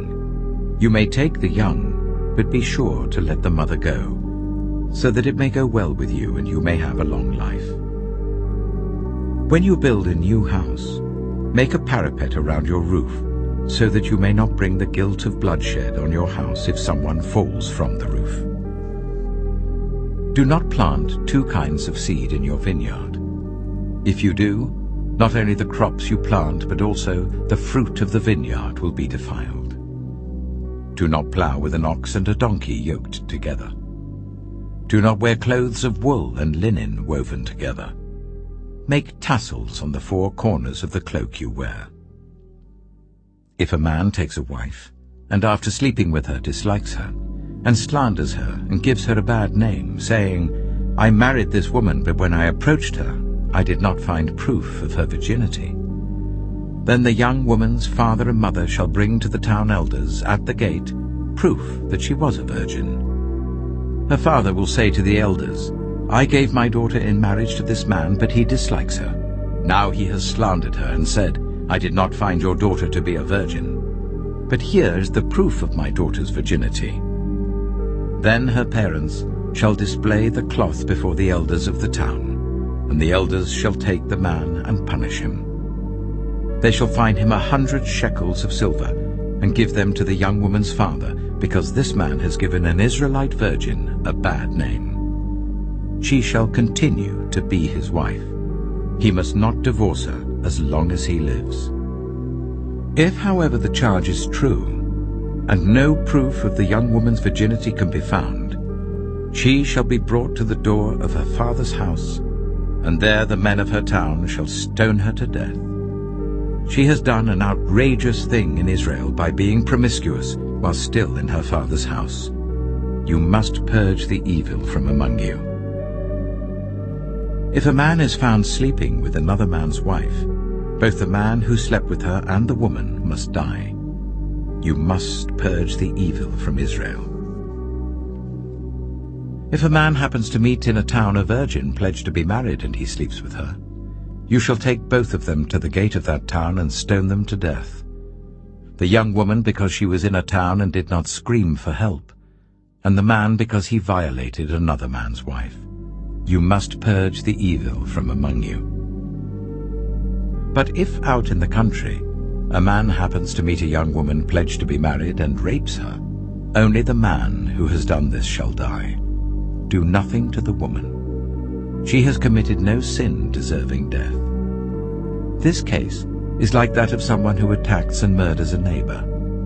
For the man found the young woman out in the country, and though the betrothed woman screamed, there was no one to rescue her. If a man happens to meet a virgin who is not pledged to be married and rapes her and they are discovered, he shall pay her father 50 shekels of silver. He must marry the young woman, for he has violated her. He can never divorce her as long as he lives. A man is not to marry his father's wife. He must not dishonor his father's bed. Deuteronomy chapter 23. No one who has been emasculated by crushing or cutting may enter the assembly of the Lord. No one born of a forbidden marriage, nor any of their descendants may enter the assembly of the Lord, not even in the 10th generation. No Ammonite or Moabite, or any of their descendants may enter the assembly of the Lord, not even in the 10th generation. For they did not come to meet you with bread and water on your way when you came out of Egypt. And they hired Balaam, son of Beor, from Pethor in Aram Naharaim, to pronounce a curse on you. However, the Lord your God would not listen to Balaam, but turned the curse into a blessing for you, because the Lord your God loves you. Do not seek a treaty of friendship with them as long as you live. Do not despise an Edomite, for the Edomites are related to you. Do not despise an Egyptian, because you resided as foreigners in their country. The 3rd generation of children born to them may enter the assembly of the Lord. When you set up camp against your enemies, keep away from everything impure. If one of your men is unclean because of a nocturnal emission, he is to go outside the camp and stay there. But as evening approaches, he is to wash himself, and at sunset he may return to the camp. Designate a place outside the camp where you can go to relieve yourself. As part of your equipment, have something to dig with, and when you relieve yourself, dig a hole and cover up your excrement. For the Lord your God moves about in your camp to protect you and to deliver your enemies to you. Your camp must be holy, so that he will not see among you anything indecent and turn away from you. If a slave has taken refuge with you, do not hand them over to their master. Let them live among you wherever they like, and in whatever town they choose. Do not oppress them. No Israelite man or woman is to become a shrine prostitute. You must not bring the earnings of a female prostitute or of a male prostitute into the house of the Lord your God to pay any vow, because the Lord your God detests them both. Do not charge a fellow Israelite interest, whether on money or food or anything else that may earn interest. You may charge a foreigner interest, but not a fellow Israelite, so that the Lord your God may bless you in everything you put your hand to, in the land you are entering to possess. If you make a vow to the Lord your God, do not be slow to pay it, for the Lord your God will certainly demand it of you, and you will be guilty of sin. But if you refrain from making a vow, you will not be guilty. Whatever your lips utter, you must be sure to do, because you made your vow freely to the Lord your God with your own mouth.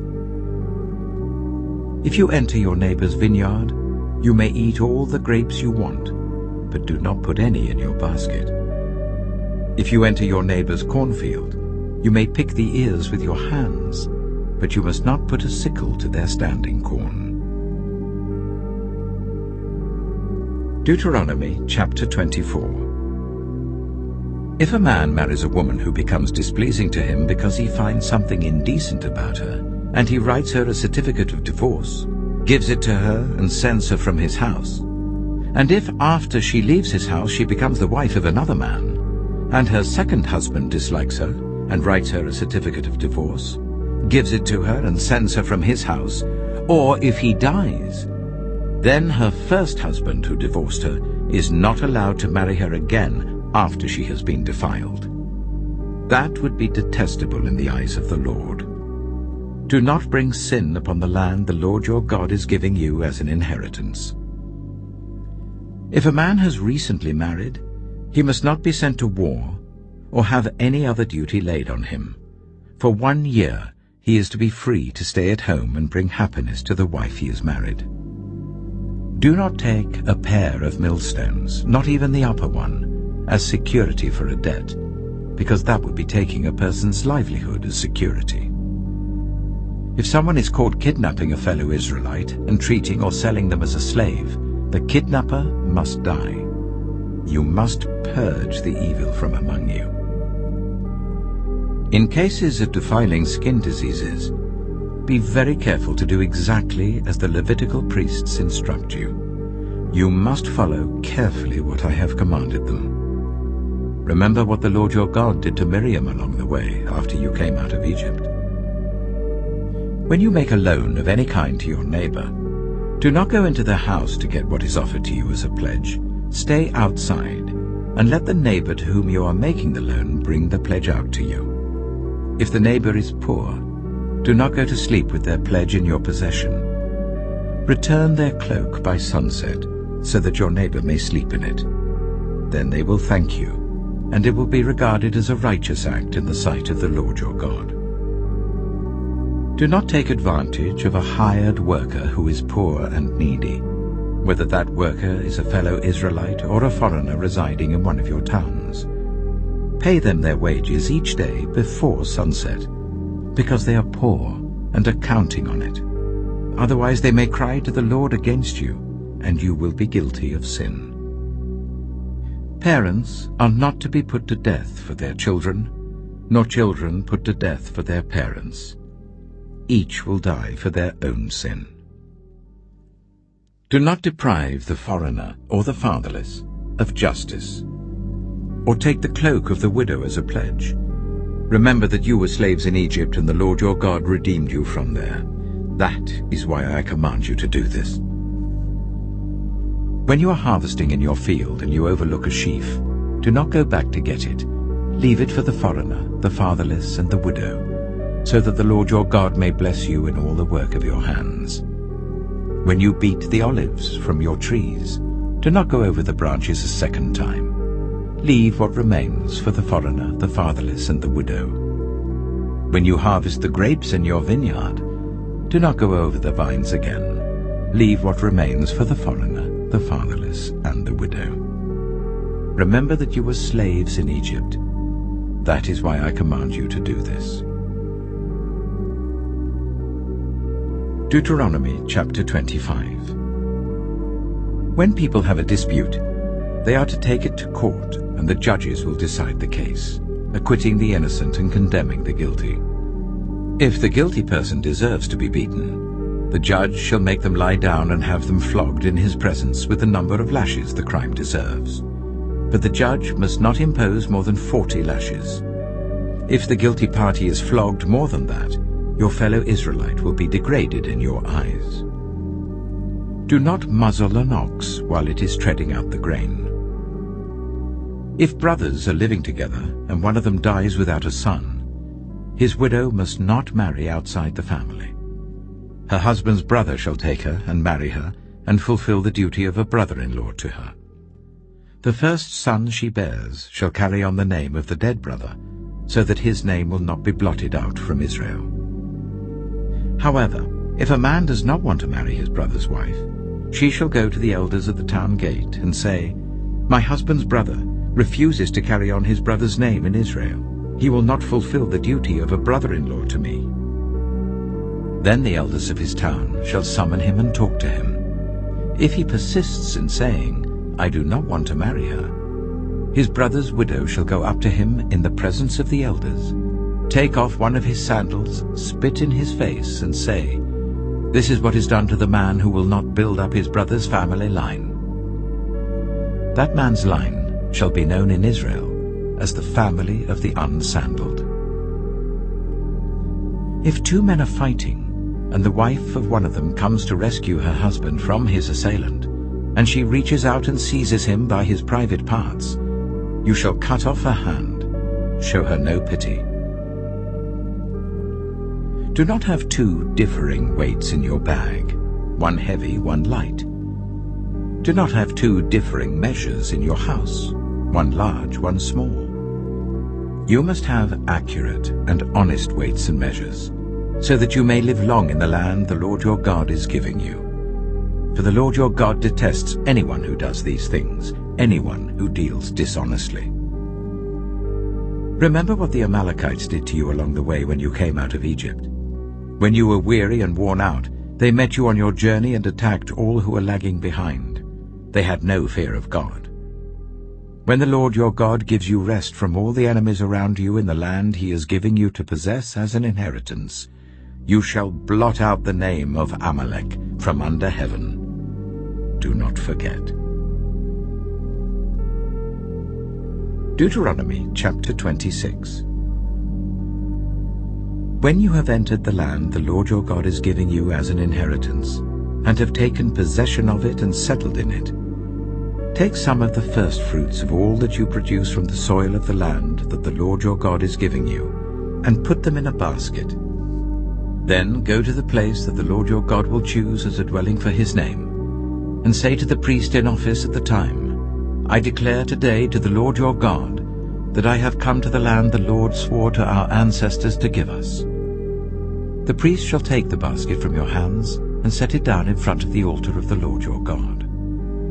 Then you shall declare before the Lord your God, My father was a wandering Aramean, and he went down into Egypt with a few people and lived there and became a great nation, powerful and numerous. But the Egyptians ill-treated us and made us suffer, subjecting us to harsh labor.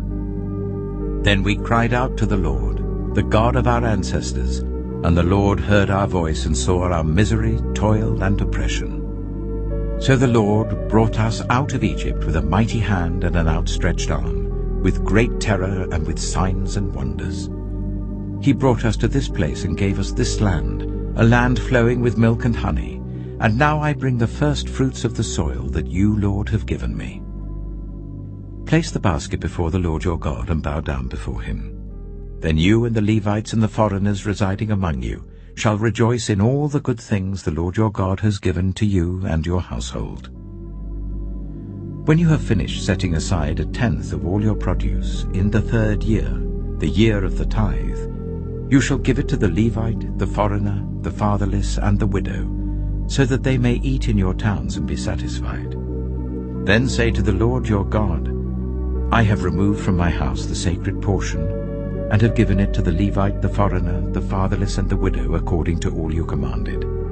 I have not turned aside from your commands, nor have I forgotten any of them. I have not eaten any of the sacred portion while I was in mourning, nor have I removed any of it while I was unclean, nor have I offered any of it to the dead. I have obeyed the Lord my God. I have done everything you commanded me. Look down from heaven, your holy dwelling place, and bless your people Israel and the land you have given us as you promised on oath to our ancestors, a land flowing with milk and honey. The Lord your God commands you this day to follow these decrees and laws. Carefully observe them with all your heart and with all your soul. You have declared this day that the Lord is your God, and that you will walk in obedience to him, that you will keep his decrees, commands, and laws, that you will listen to him. And the Lord has declared this day that you are his people, his treasured possession, as he promised, and that you are to keep all his commands. He has declared that he will set you in praise, fame, and honor, high above all the nations he has made, and that you will be a people holy to the Lord your God, as he promised. Deuteronomy chapter 27. Moses and the elders of Israel commanded the people, Keep all these commands that I give you today. When you have crossed the Jordan into the land of the Lord your God is giving you, set up some large stones and coat them with plaster. Write on them all the words of this law. When you have crossed over to enter the land the Lord your God is giving you, a land flowing with milk and honey, just as the Lord, the God of your ancestors, promised you. And when you have crossed the Jordan, set up these stones on Mount Ebal, as I command you today, and coat them with plaster. Build there an altar to the Lord your God, an altar of stones. Do not use any iron tool on them. Build the altar of the Lord your God with stones from the field, and offer burnt offerings on it to the Lord your God. Sacrifice fellowship offerings there, eating them and rejoicing in the presence of the Lord your God. And you shall write very clearly all the words of this law on these stones you have set up. Then Moses and the Levitical priests said to all Israel, "Be silent, Israel, and listen. You have now become the people of the Lord your God. Obey the Lord your God and follow his commands and decrees that I give you today." On the same day, Moses commanded the people, "When you have crossed the Jordan, these tribes shall stand on Mount Gerizim to bless the people: Simeon, Levi, Judah, Issachar, Joseph, and Benjamin. And these tribes shall stand on Mount Ebal to pronounce curses: Reuben, Gad, Asher, Zebulun, Dan, and Naphtali. The Levites shall recite to all the people of Israel in a loud voice, "Cursed is anyone who makes an idol, a thing detestable to the Lord, the work of skilled hands, and sets it up in secret." Then all the people shall say, "Amen." "Cursed is anyone who dishonors their father and mother." Then all the people shall say, "Amen." "Cursed is anyone who moves their neighbor's boundary stone." Then all the people shall say, "Amen." "Cursed is anyone who leads the blind astray on the road." Then all the people shall say, "Amen." "Cursed is anyone who withholds justice from the foreigner, the fatherless, or the widow." Then all the people shall say, "Amen." "Cursed is anyone who sleeps with his father's wife, for he dishonors his father's bed." Then all the people shall say, "Amen." "Cursed is anyone who has sexual relations with any animal." Then all the people shall say, "Amen." "Cursed is anyone who sleeps with his sister, the daughter of his father or the daughter of his mother." Then all the people shall say, "Amen." "Cursed is anyone who sleeps with his mother-in-law."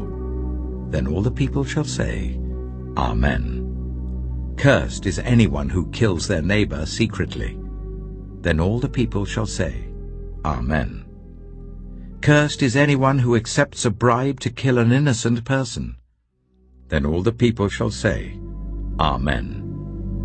"Cursed is anyone who does not uphold the words of this law by carrying them out." Then all the people shall say, "Amen." Deuteronomy chapter 28. If you fully obey the Lord your God, and carefully follow all his commands that I give you today, the Lord your God will set you high above all the nations on earth. All these blessings will come on you and accompany you if you obey the Lord your God.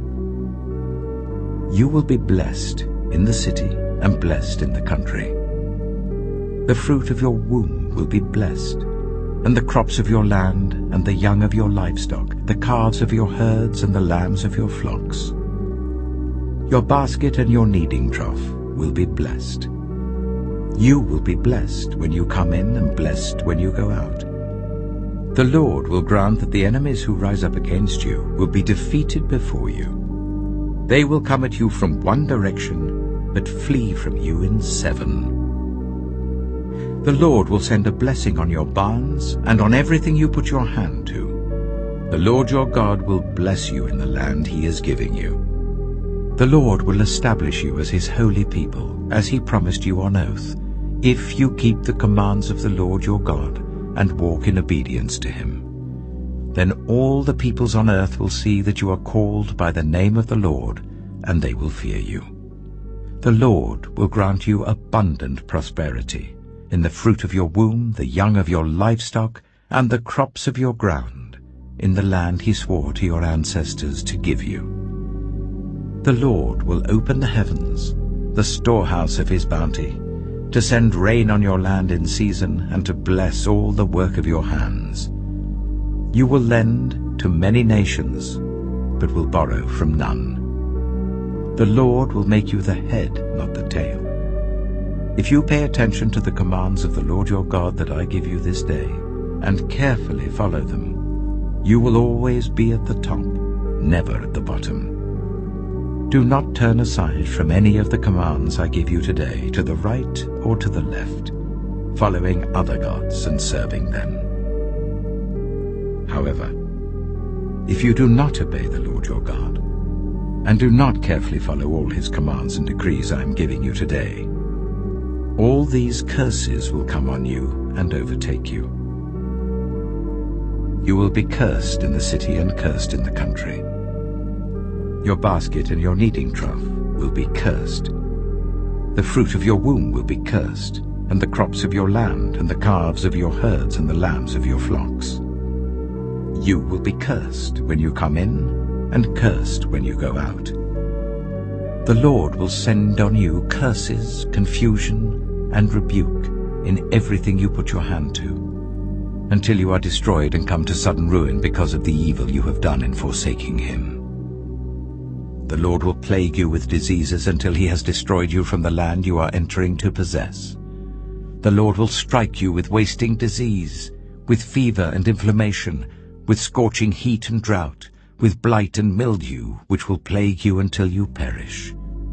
The sky over your head will be bronze, the ground beneath you iron. The Lord will turn the rain of your country into dust and powder. It will come down from the skies until you are destroyed. The Lord will cause you to be defeated before your enemies. You will come at them from one direction, but flee from them in seven, and you will become a thing of horror to all the kingdoms on earth. Your carcasses will be food for all the birds and the wild animals, and there will be no one to frighten them away. The Lord will afflict you with the boils of Egypt, and with tumors, festering sores, and the itch from which you cannot be cured. The Lord will afflict you with madness, blindness, and confusion of mind. At midday you will grope about like a blind person in the dark.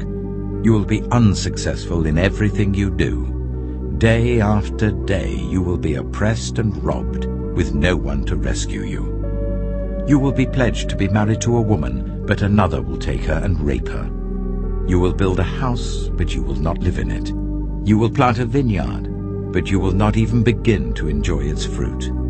Your ox will be slaughtered before your eyes, but you will eat none of it.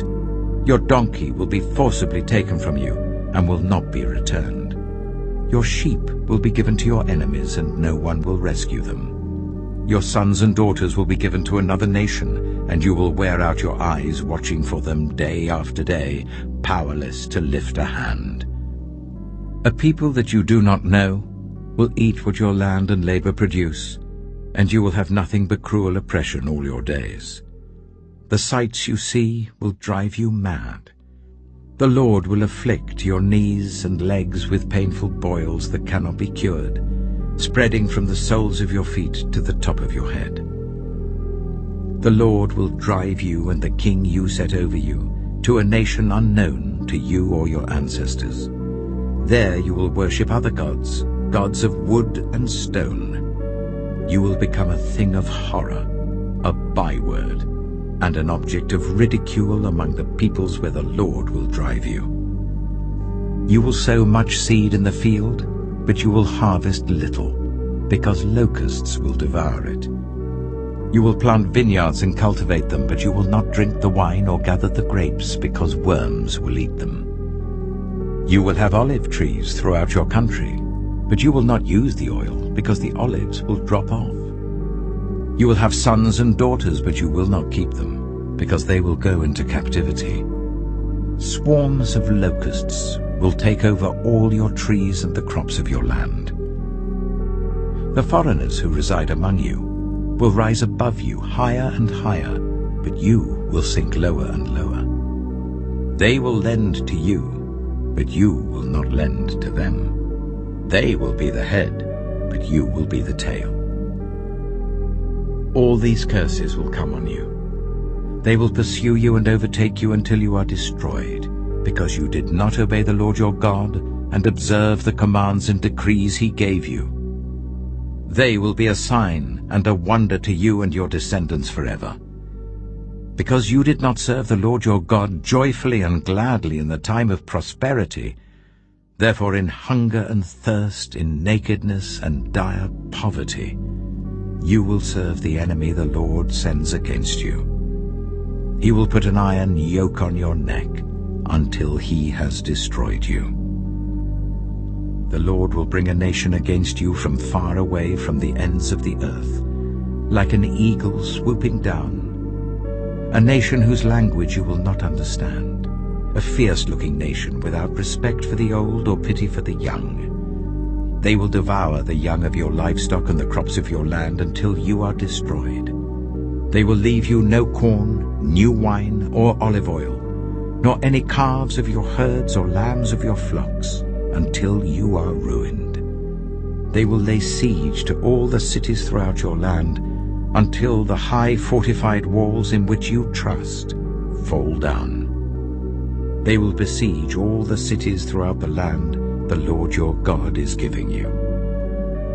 Because of the suffering your enemy will inflict on you during the siege, you will eat the fruit of the womb, the flesh of the sons and daughters the Lord your God has given you.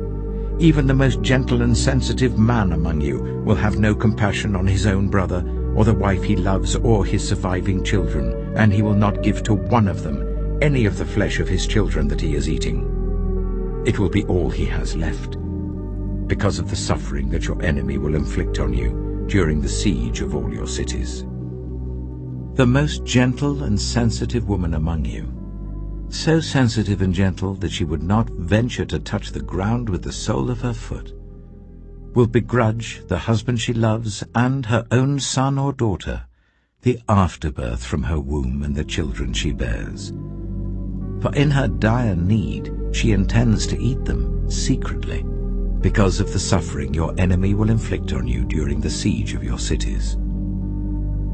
If you do not carefully follow all the words of this law which are written in this book, and do not revere this glorious and awesome name, the Lord your God, the Lord will send fearful plagues on you and your descendants, harsh and prolonged disasters, and severe and lingering illnesses. He will bring on you all the diseases of Egypt that you dreaded, and they will cling to you.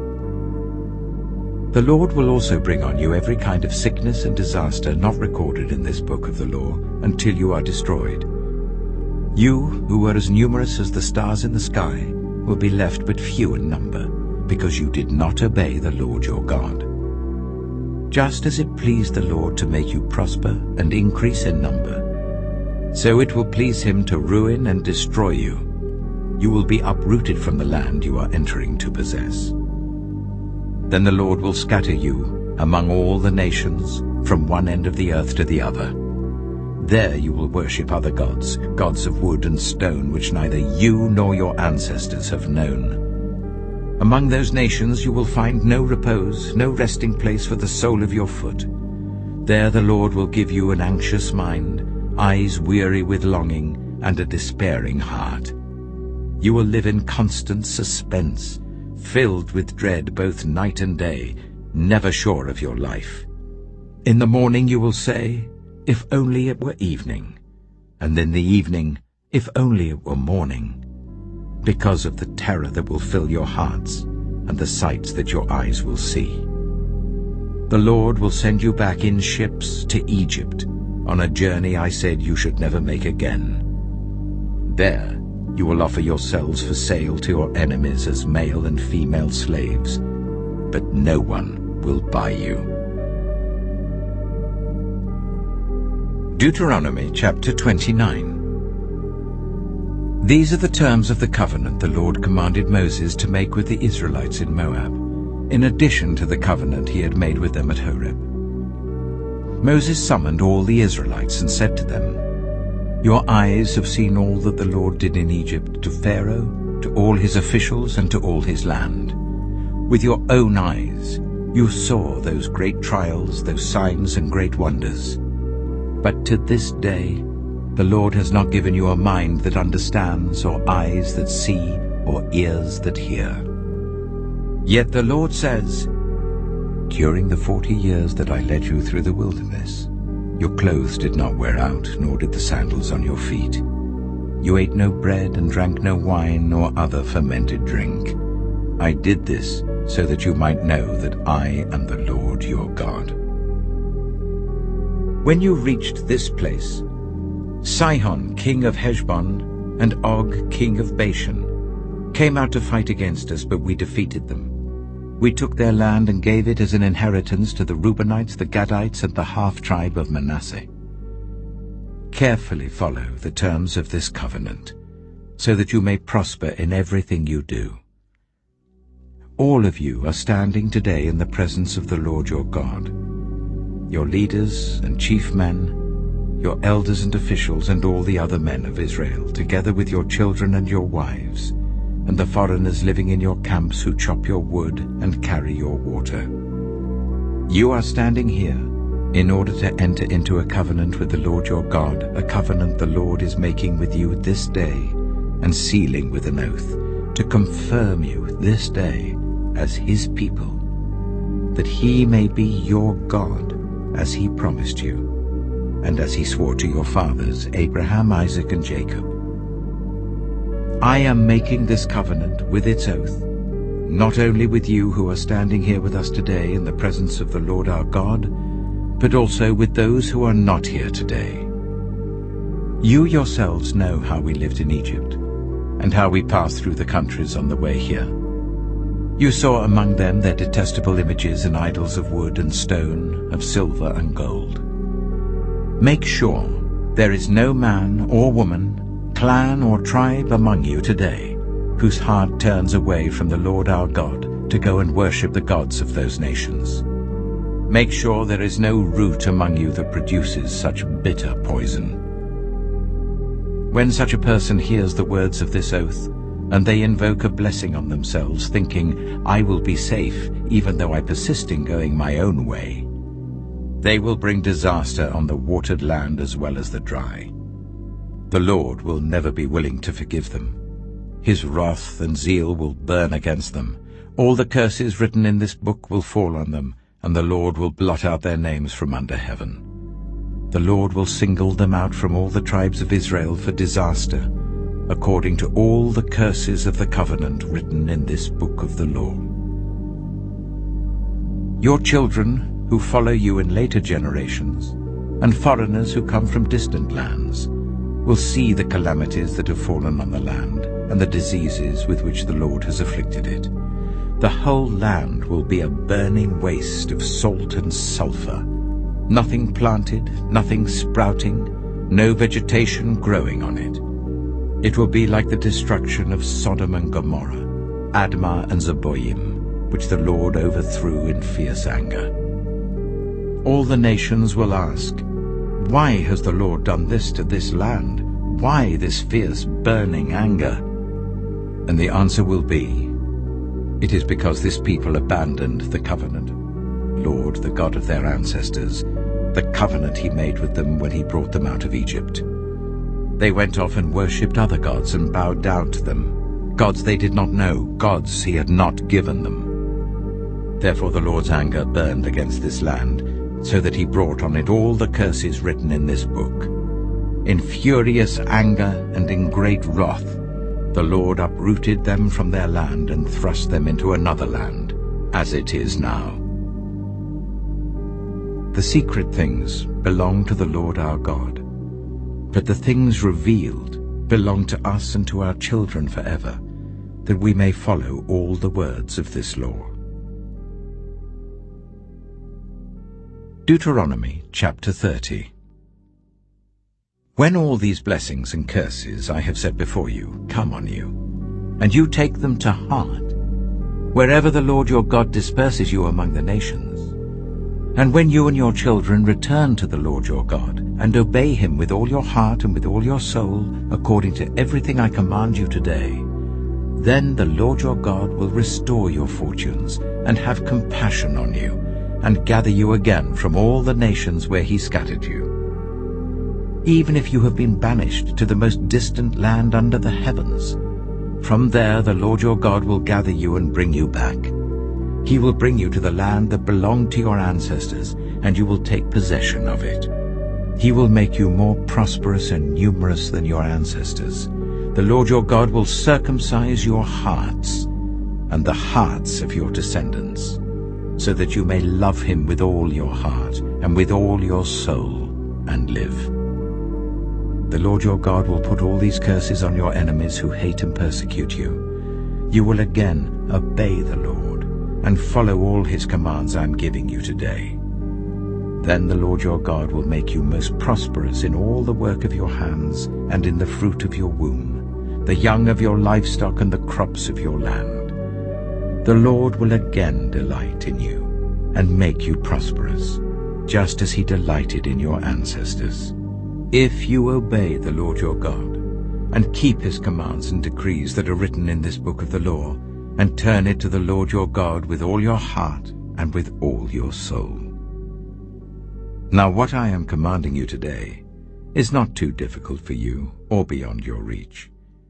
It is not up in heaven so that you have to ask, who will ascend into heaven to get it and proclaim it to us so that we may obey it? Nor is it beyond the sea so that you have to ask, who will cross the sea to get it and proclaim it to us so that we may obey it? No, the word is very near you. It is in your mouth and in your heart, so that you may obey it. See, I set before you today life and prosperity, death and destruction. For I command you today to love the Lord your God, to walk in obedience to him and to keep his commands, decrees and laws. Then you will live and increase, and the Lord your God will bless you in the land you are entering to possess. But if your heart turns away, and you are not obedient, and if you are drawn away to bow down to other gods and worship them, I declare to you this day that you will certainly be destroyed. You will not live long in the land you are crossing the Jordan to enter and possess. This day I call the heavens and the earth as witnesses against you that I have set before you life and death, blessings and curses. Now choose life, so that you and your children may live, and that you may love the Lord your God, listen to his voice, and hold fast to him. For the Lord is your life, and he will give you many years in the land he swore to give to your fathers, Abraham, Isaac, and Jacob.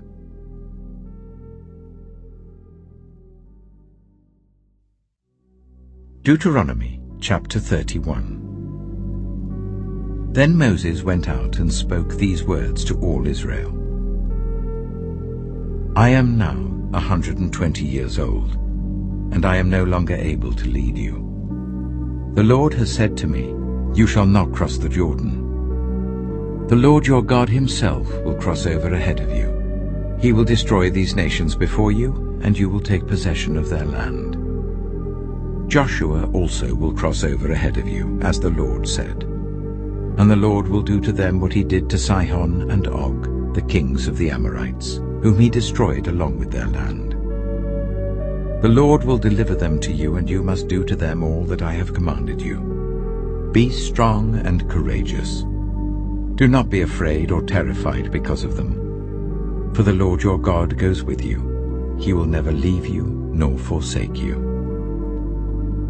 Then Moses summoned Joshua and said to him in the presence of all Israel, Be strong and courageous, for you must go with this people into the land that the Lord swore to their ancestors to give them, and you must divide it among them as their inheritance. The Lord himself goes before you and will be with you. He will never leave you nor forsake you. Do not be afraid. Do not be discouraged. So Moses wrote down this law and gave it to the Levitical priests, who carried the ark of the covenant of the Lord, and to all the elders of Israel. Then Moses commanded them, At the end of every 7 years, in the year for cancelling debts, during the festival of tabernacles, when all Israel comes to appear before the Lord your God at the place he will choose, you shall read this law before them in their hearing. Assemble the people, men, women, and children, and the foreigners residing in your towns, so that they can listen and learn to fear the Lord your God, and follow carefully all the words of this law. Their children, who do not know this law, must hear it and learn to fear the Lord your God as long as you live in the land you are crossing the Jordan to possess. The Lord said to Moses, "Now the day of your death is near. Call Joshua and present yourselves at the tent of meeting, where I will commission him." So Moses and Joshua came and presented themselves at the tent of meeting. Then the Lord appeared at the tent in a pillar of cloud, and the cloud stood over the entrance to the tent. And the Lord said to Moses, "You are going to rest with your ancestors, and these people will soon prostitute themselves to the foreign gods of the land they are entering. They will forsake me and break the covenant I made with them. And in that day I will become angry with them and forsake them. I will hide my face from them, and they will be destroyed. Many disasters and calamities will come on them, and in that day they will ask, 'Have not these disasters come on us because our God is not with us?' And I will certainly hide my face in that day, because of all their wickedness in turning to other gods." Now write down this song, and teach it to the Israelites, and make them sing it, so that it may be a witness for me against them. When I have brought them into the land flowing with milk and honey, the land I promised on oath to their ancestors, and when they eat their fill and thrive, they will turn to other gods and worship them, rejecting me and breaking my covenant. And when many disasters and calamities come on them, this song will testify against them, because it will not be forgotten by their descendants. I know what they are disposed to do, even before I bring them into the land I promised them on oath. So Moses wrote down this song that day and taught it to the Israelites. The Lord gave this command to Joshua son of Nun: "Be strong and courageous, for you will bring the Israelites into the land I promised them on oath, and I myself will be with you."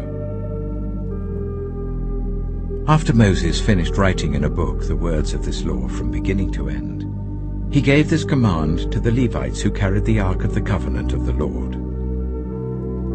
"Take this book of the law and place it beside the Ark of the Covenant of the Lord your God. There it will remain as a witness against you. For I know how rebellious and stiff-necked you are.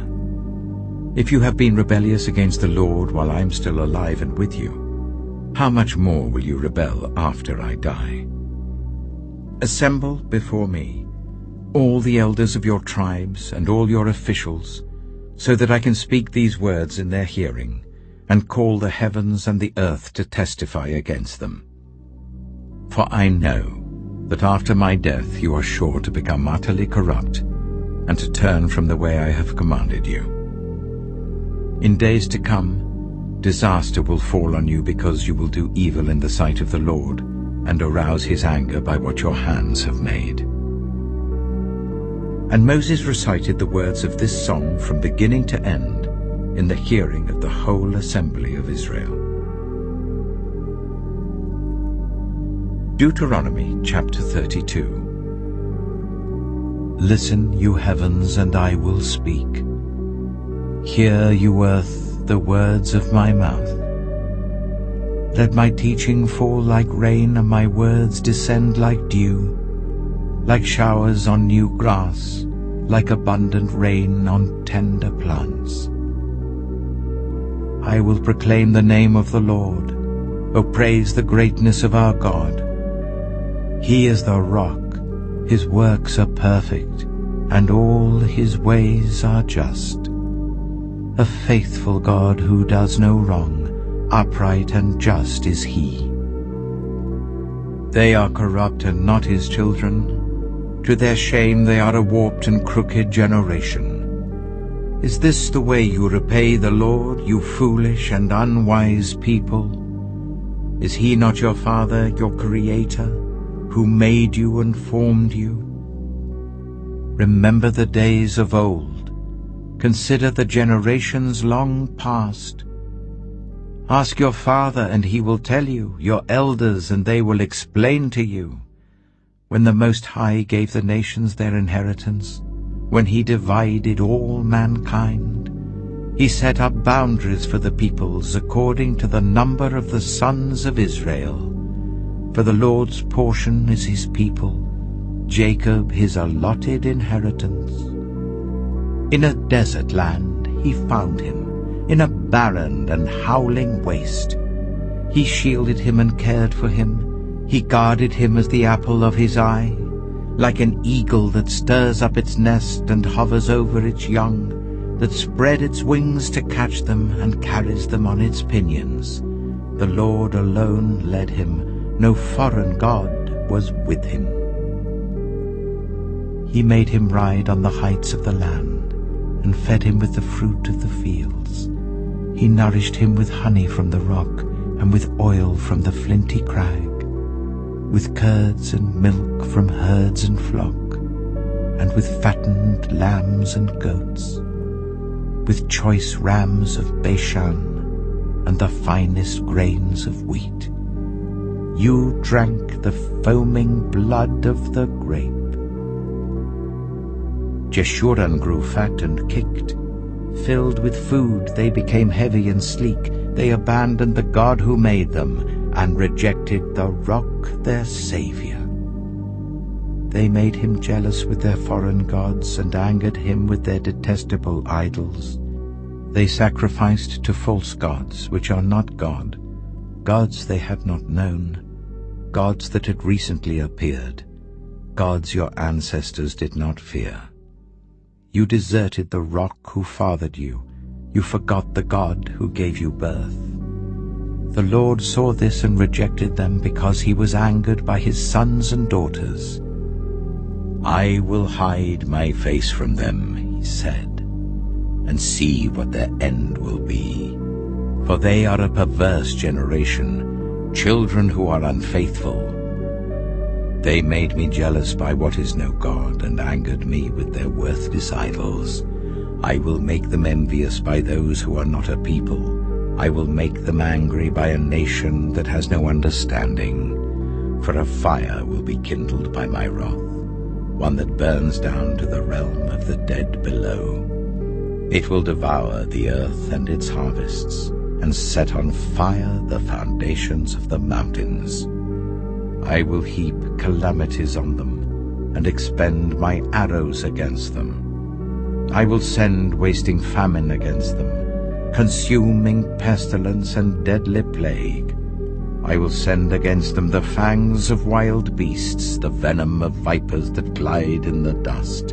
In the street the sword will make them childless, in their homes terror will reign. The young men and young women will perish, the infants and those with grey hair. I said I would scatter them and erase their name from human memory. But I dreaded the taunt of the enemy, lest the adversary misunderstand, and say, our hand has triumphed, the Lord has not done all this. They are a nation without sense, there is no discernment in them. If only they were wise and would understand this and discern what their end will be. How could one man chase 1,000 or two put 10,000 to flight? Unless their rock had sold them, unless the Lord had given them up. For their rock is not like our rock, as even our enemies concede. Their vine comes from the vine of Sodom and from the fields of Gomorrah. Their grapes are filled with poison, and their clusters with bitterness. Their wine is the venom of serpents, the deadly poison of cobras. Have I not kept this in reserve, and sealed it in my vaults? It is mine to avenge, I will repay. In due time their foot will slip, their day of disaster is near, and their doom rushes upon them. The Lord will vindicate his people and relent concerning his servants, when he sees their strength is gone and no one is left slave or free. He will say, now where are their gods, the rock they took refuge in, the gods who ate the fat of their sacrifices and drank the wine of their drink offerings? Let them rise up to help you. Let them give you shelter. See now that I myself am he. There is no God beside me. I put to death, and I bring to life. I have wounded, and I will heal, and no one can deliver out of my hand. I lift my hand to heaven and solemnly swear, as surely as I live forever, when I sharpen my flashing sword, and my hand grasps it in judgment, I will take vengeance on my adversaries and repay those who hate me. I will make my arrows drunk with blood, while my sword devours flesh, the blood of the slain and the captives, the heads of the enemy leaders. Rejoice, you nations, with his people, for he will avenge the blood of his servants. He will take vengeance on his enemies and make atonement for his land and people. Moses came with Joshua son of Nun, and spoke all the words of this song in the hearing of the people. When Moses had finished reciting all these words to all Israel, he said to them, "Take to heart all the words I have solemnly declared to you this day, so that you may command your children to obey carefully all the words of this law. They are not just idle words for you. They are your life. By them you will live long in the land you are crossing the Jordan to possess." On that same day, the Lord told Moses, "Go up into the Abarim range, to Mount Nebo in Moab, opposite Jericho, and view Canaan, the land I am giving the Israelites as their own possession. There, on the mountain that you have climbed, you will die and be gathered to your people, just as your brother Aaron died on Mount Hor and was gathered to his people.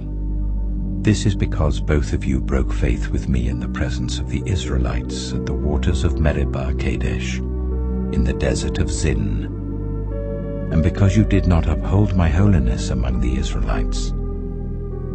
Therefore, you will see the land only from a distance. You will not enter the land I am giving to the people of Israel." Deuteronomy chapter 33. This is the blessing that Moses, the man of God, pronounced on the Israelites before his death. He said, "The Lord came from Sinai and dawned over them from Seir. He shone forth from Mount Paran.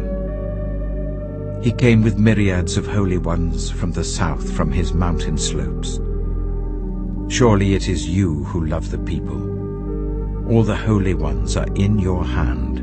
At your feet they all bow down, and from you receive instruction, the law that Moses gave us, the possession of the assembly of Jacob. He was king over Jeshurun when the leaders of the people assembled, along with the tribes of Israel. Let Reuben live and not die, nor his people be few." And this he said about Judah, "Hear, Lord, the cry of Judah. Bring him to his people. With his own hands he defends his cause. O be his help against his foes."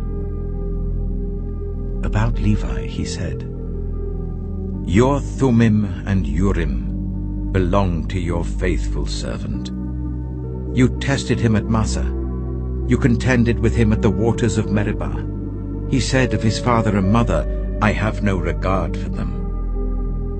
He did not recognize his brothers or acknowledge his own children, but he watched over your word and guarded your covenant.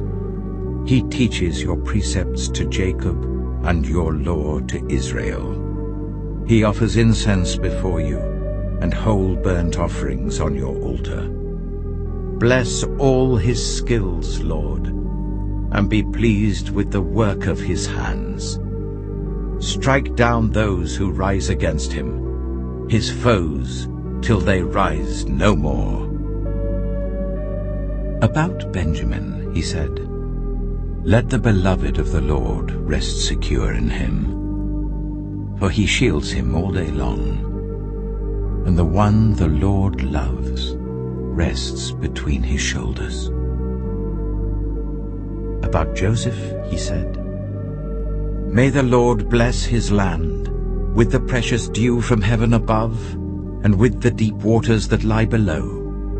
With the best the sun brings forth, and the finest the moon can yield. With the choicest gifts of the ancient mountains, and the fruitfulness of the everlasting hills. With the best gifts of the earth and its fullness, and the favor of him who dwelt in the burning bush. Let all these rest on the head of Joseph, on the brow of the prince among his brothers. In majesty he is like a firstborn bull. His horns are the horns of a wild ox. With them he will gore the nations, even those at the ends of the earth. Such are the 10,000s of Ephraim, such are the thousands of Manasseh." About Zebulun he said, "Rejoice, Zebulun, in your going out, and you, Issachar, in your tents. They will summon peoples to the mountain, and there offer the sacrifices of the righteous. They will feast on the abundance of the seas, on the treasures hidden in the sand." About Gad he said, "Blessed is he who enlarges Gad's domain. Gad lives there like a lion, tearing at arm or head. He chose the best land for himself. The leader's portion was kept for him. When the heads of the people assembled, he carried out the Lord's righteous will and his judgments concerning Israel." About Dan he said, "Dan is a lion's cub, springing out of Bashan." About Naphtali he said, "Naphtali is abounding with the favor of the Lord and is full of his blessing. He will inherit southward to the lake." About Asher he said, "Most blessed of sons is Asher. Let him be favored by his brothers, and let him bathe his feet in oil. The bolts of your gates will be iron and bronze, and your strength will equal your days. There is no one like the God of Jeshurun, who rides across the heavens to help you, and on the clouds in his majesty. The eternal God is your refuge, and underneath are the everlasting arms. He will drive out your enemies before you, saying, 'Destroy them.' So Israel will live in safety. Jacob will dwell secure in a land of grain and new wine, where the heavens drop dew. Blessed are you, Israel. Who is like you, a people saved by the Lord? He is your shield and helper, and your glorious sword. Your enemies will cower before you, and you will tread on their heights." Deuteronomy chapter 34. Then Moses climbed Mount Nebo from the plains of Moab to the top of Pisgah opposite Jericho. There the Lord showed him the whole land, from Gilead to Dan, all of Naphtali, the territory of Ephraim and Manasseh, all the land of Judah as far as the Mediterranean Sea, the Negev, and the whole region from the valley of Jericho, the city of palms, as far as Zoar. Then the Lord said to him, "This is the land I promised on oath to Abraham, Isaac, and Jacob, when I said, 'I will give it to your descendants.' I have let you see it with your eyes, but you will not cross over into it." And Moses, the servant of the Lord, died there in Moab, as the Lord had said. He buried him in Moab, in the valley opposite Beth Peor. But to this day, no one knows where his grave is. Moses was 120 years old when he died. Yet his eyes were not weak, nor his strength gone. The Israelites grieved for Moses in the plains of Moab 30 days, until the time of weeping and mourning was over. Now Joshua, son of Nun, was filled with the spirit of wisdom, because Moses had laid his hands on him. So the Israelites listened to him, and did what the Lord had commanded Moses. Since then, no prophet has risen in Israel like Moses, whom the Lord knew face to face, who did all those signs and wonders the Lord sent him to do in Egypt, to Pharaoh and to all his officials and to his whole land. For no one has ever shown the mighty power or performed the awesome deeds that Moses did.